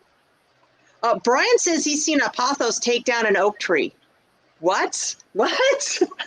2 foot long leaf and then a pothos taking down an oak tree? What is this? Well, they get to growing so fast. You don't read this on the research papers. Oh, well. I did. Once the tank is established and running for a couple of months, do we transition away from this? Came up on Discord the other day. It's a really good question. The question is basically, if you're starting with fast growing plants, at what point do you begin to add things like this cardinal plant or the compactor or some of the other more slow growing plants? And I think the answer is, let's see if I can explain this. What happens in a tank, a lot of people will get in and clip and clip and clip. They'll get into a once a week clipping routine. If you don't do that, if you simply let it go, it will achieve a climax position where essentially everything will stop growing. It'll max out, as it were. At that point, you can begin removing some plants and put new, slower growing plants in their position. But you need to reach that climax position first. That may mean that your plant is going to be, or your tank is going to be overgrown. I mean, it may become a real aesthetic issue for you. You may not want to do that. But if you look, for example, at Alex's tanks, he does not trim. He lets things grow, and they achieve stability.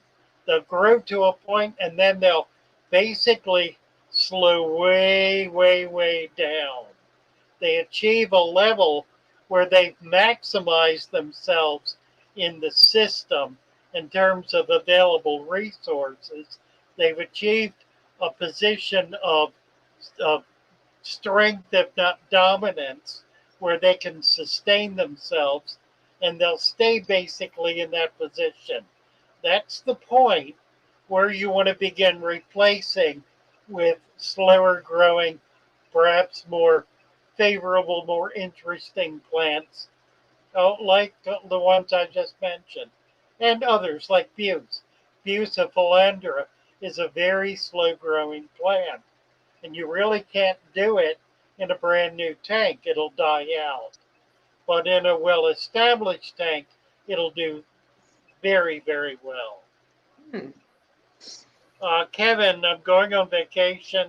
Will my fish be okay for 7 days?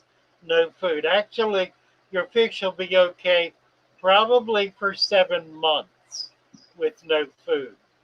They certainly will be okay for 7 days. If you can put some leaf mulch in there, some humus that'll create some microfauna, that'll provide a certain amount of food for them. But for a week, a fish can go hungry. Any fish, except babies. I wouldn't do it to babies because they have no fat reserves. They'll die.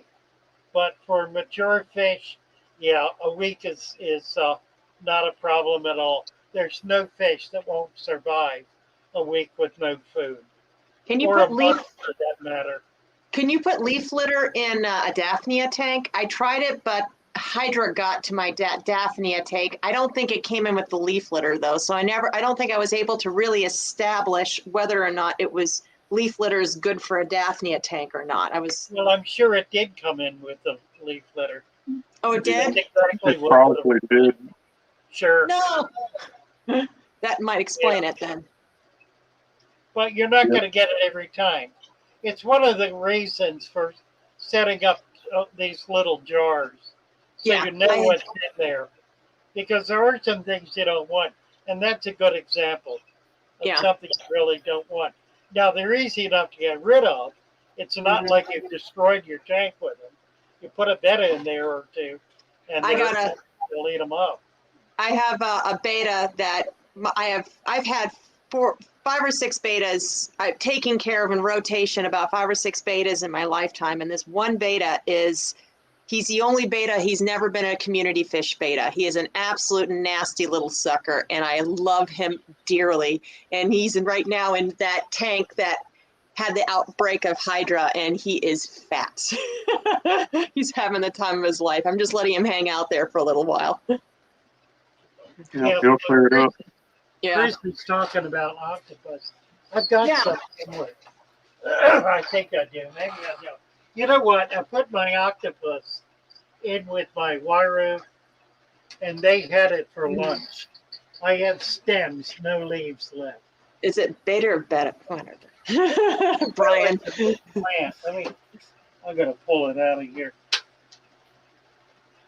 There it is. Pogo stemon. That's wow. Nice plant. Yeah. But the Waru love it. It's going to go in where it'll do better. My beta is more alpha than beta for Rorik. More alpha than beta. That's pretty good. Yeah, I mispronounced that. What was the other question? Oh yeah, define the difference between parasitic and symbiotic. Symbiotic? I read that. I don't. You know, I need to go to a bar with my friends. Yeah, I need to go to a bar with my friends, and we need to go and try to talk fish stuff and Latin names to random stranger and see what the reaction and film the reactions. Just a thought. You're such a strange girl. I bet you get this on YouTube. What was this again? I got to do this.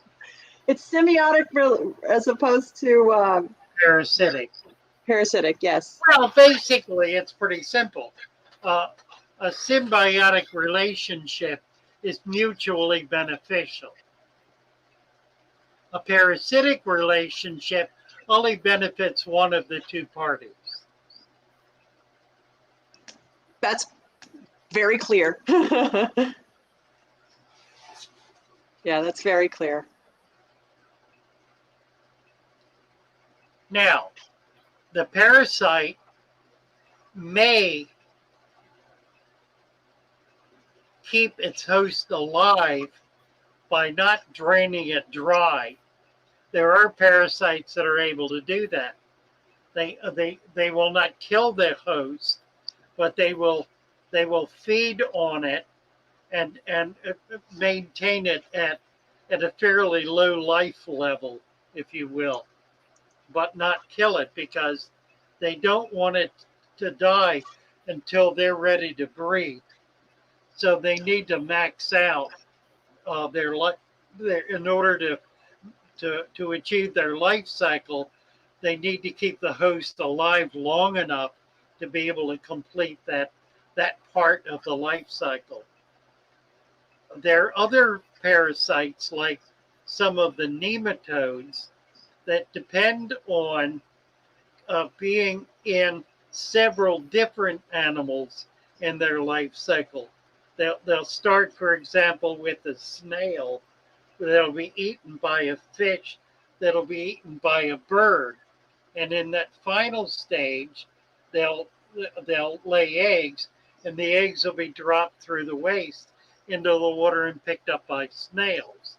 Now, one of the difficulties that it runs into, if the snail is consumed by a fish that gets too big to be eaten by a bird, then it will go into a cocoon stage.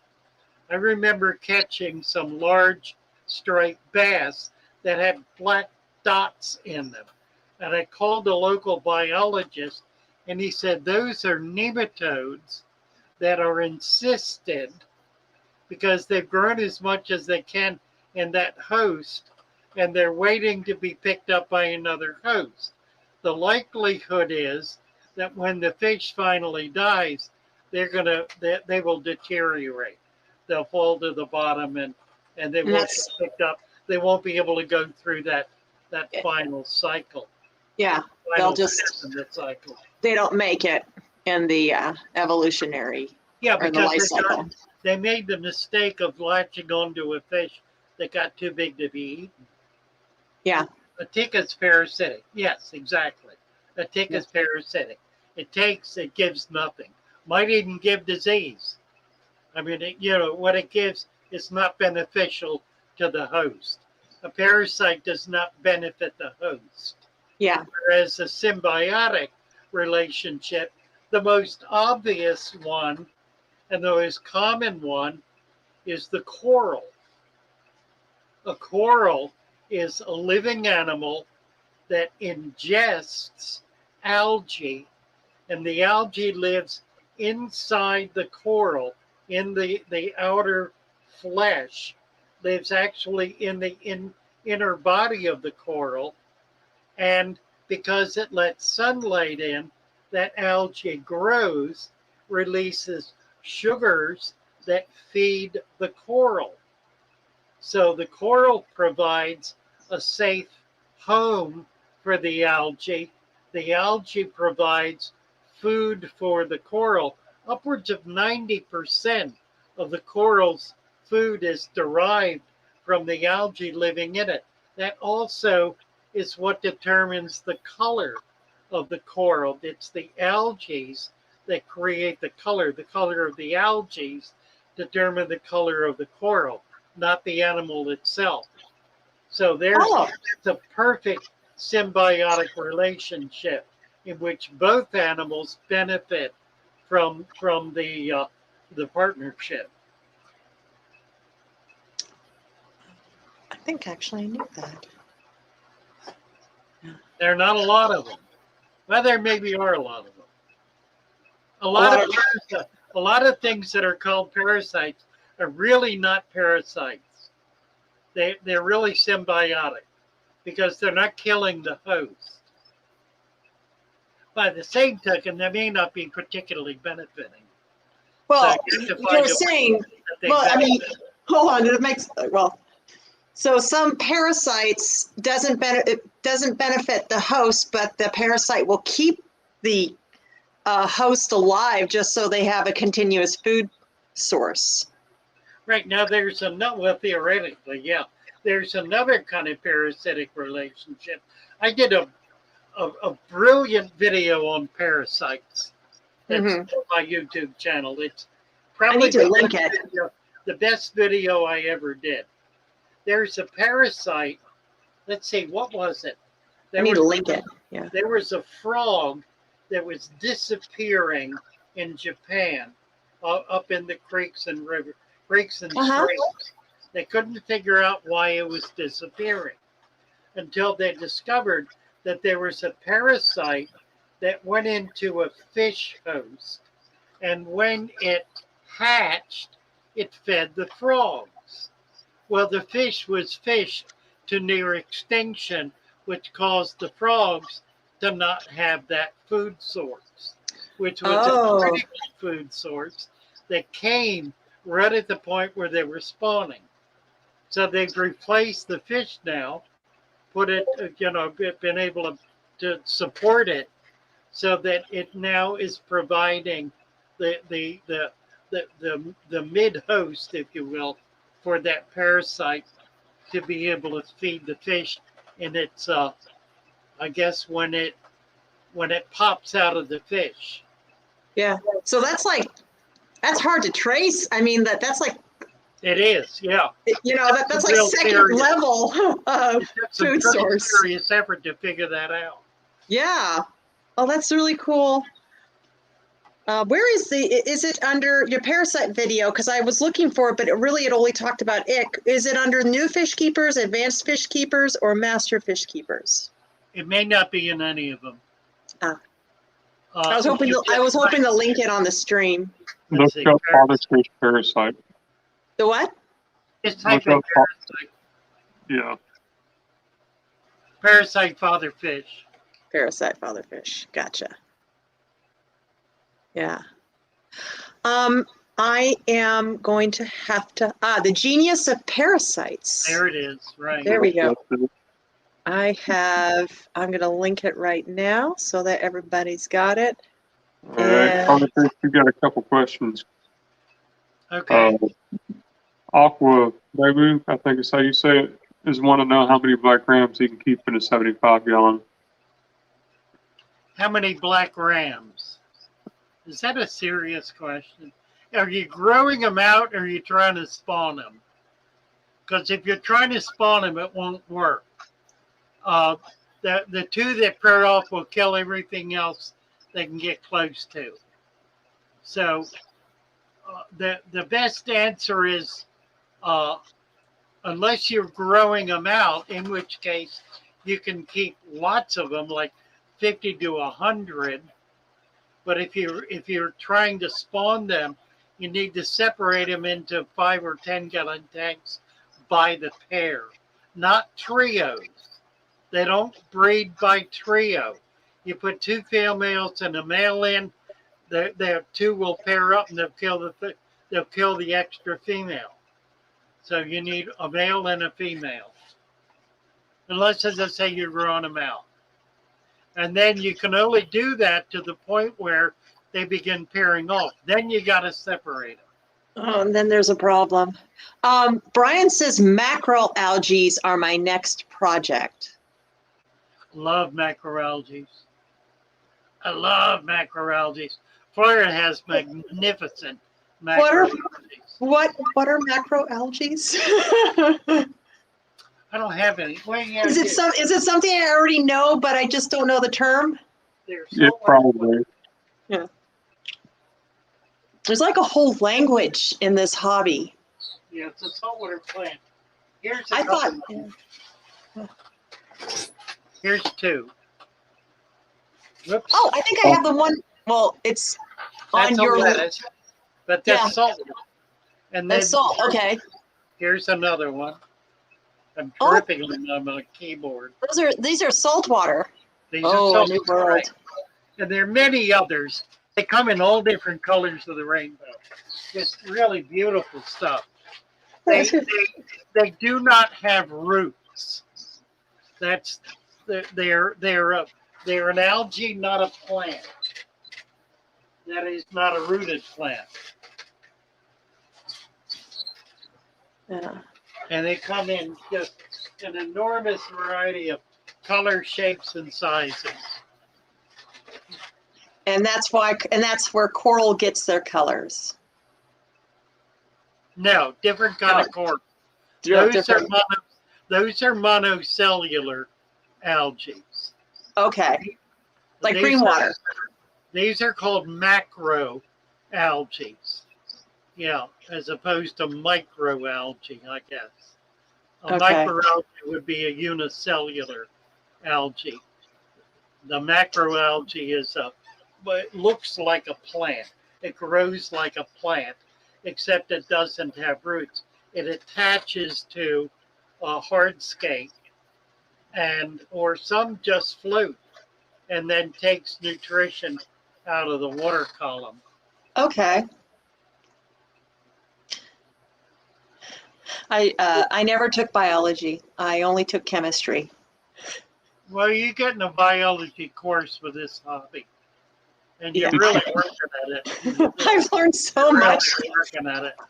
I think I've learned more in the last 6 months of this hobby than I have in 4 years of college. I know what you mean. One of the nice things about YouTube is that it fills in where the clubs have been the absolute foundation of the hobby, because you could only get this kind of knowledge in a club by being around other people doing this.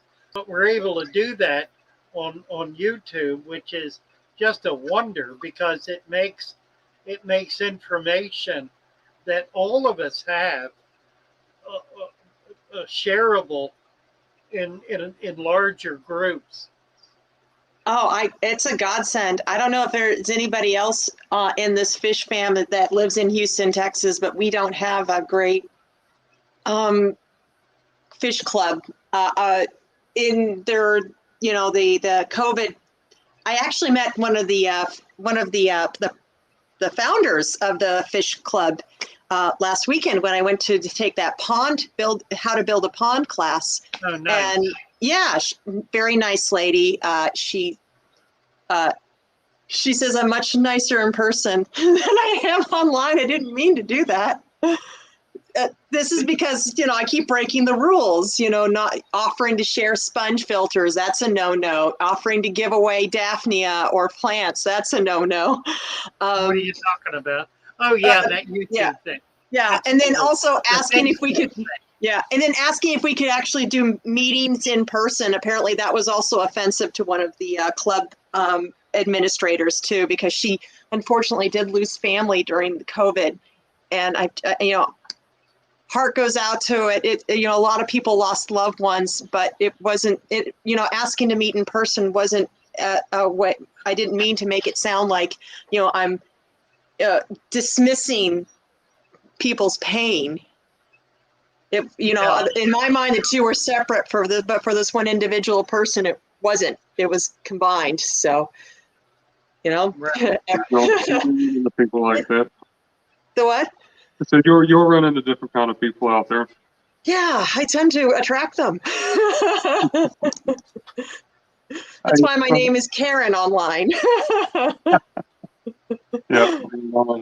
Hey, Father Chris, Fairly KC is wanting to know if a 20-gallon is good for one axolotl. 20-gallon long should work, shouldn't it? Yeah, absolutely. Yeah, if I were to keep an axolotl, I thought that a 20-gallon long would be perfect for it. Yeah. I really want to keep one. Goals. I've got a friend here in Florida that's breeding them. I need to make sure I get some from him. Oh yeah. Before we leave the area. Make sure you get the natural glow in the dark one. Right. Kevin says he's learned much from YouTube. I agree. I've passed whole college courses through YouTube. Oh yeah. Not cheated. Just, when you get into the more upper maths and sciences, the professors don't know how to teach. They're there for research. So you have to basically take the content that the professor more or less pseudo gave, and you just go to YouTube for the interpretation into English. Right. Yeah, more or less.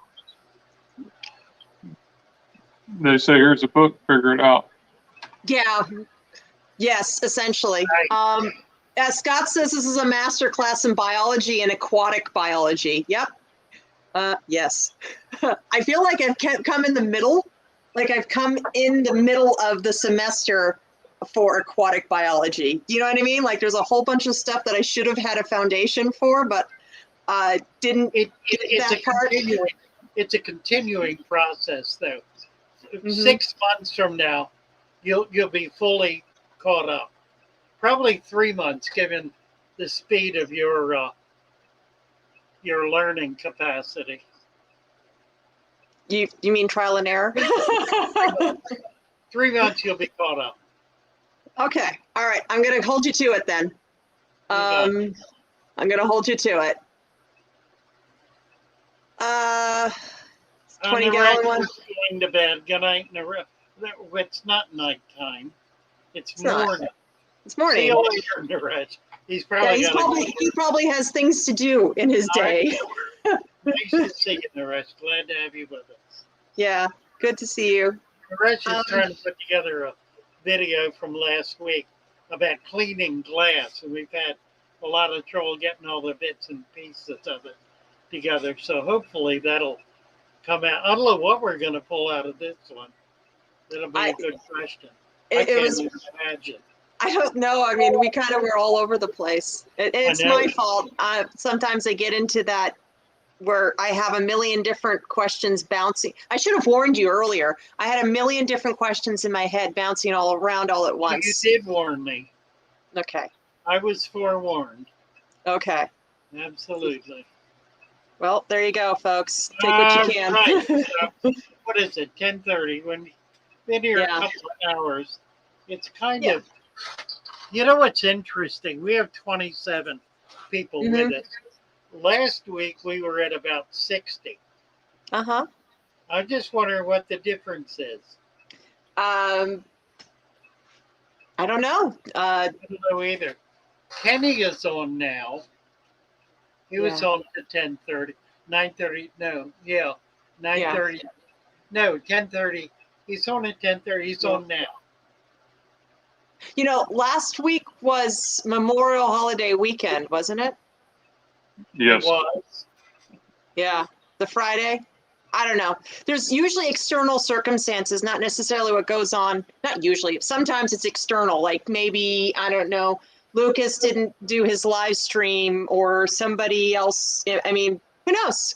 Either way, I'm grateful for the company. Yeah, you bet.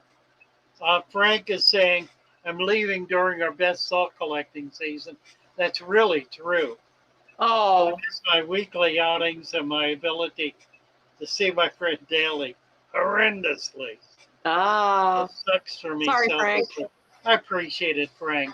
We really need to get you up to Maryland. He's trying to figure out a way to do it. And Frank's going to be shipping stuff up to me. So I'm going to try to still do the Elisoma because he's the one who catches them. And we'll try to get that worked out. Yeah. Okay. Well, I actually do have to get off.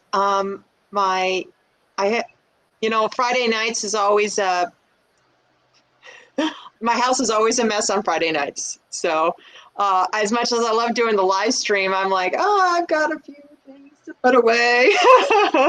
I've got some fish mess to clean up before my husband comes home and sees that I'm a complete hot mess with my fish hobby.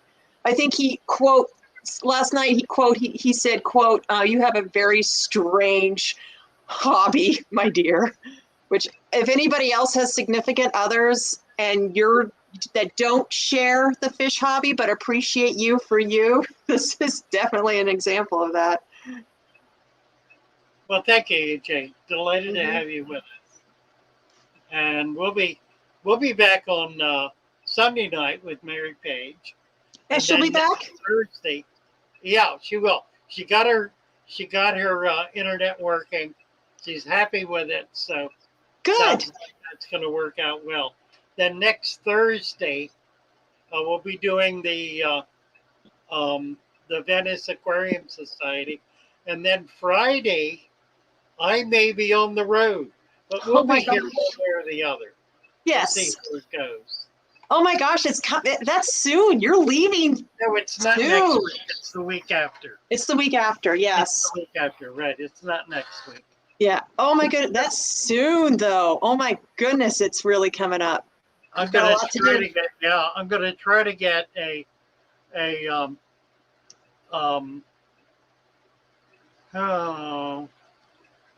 to get a video together with Rick Hahn at the Catoctin Zoo one day this week, Monday or Wednesday, on a NOAA project video. We'll see if we can do that. Awesome. All right. Let's see. Fish and Fish asked again, how many black rams can be? Give a little. Okay, species only. I did answer the question.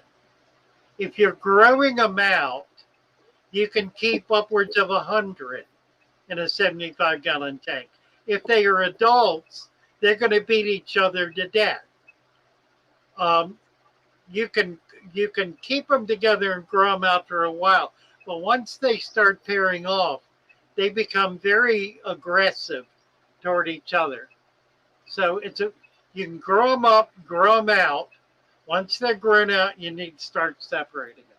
So just to make it very clear what he's asking, if they're growing up, you can keep 100 in 75, but once they're grown out, you can only keep 2. Yep, juveniles together. As soon as they sexually mature, get them separated. Yeah, they will fight. All right. Well, all right. Thanks for the club meeting. We'll have see you all Sunday. Thank you, EJ. Thank you, Corporal. Joshua, good to be with you. And I'll see you all over on Discord. Yeah. I'm getting plants out this weekend. I'm sorry, but yes, I'm sending plants out. All right. God bless you all. Good night for now. See you later. Good night. See you Sunday night.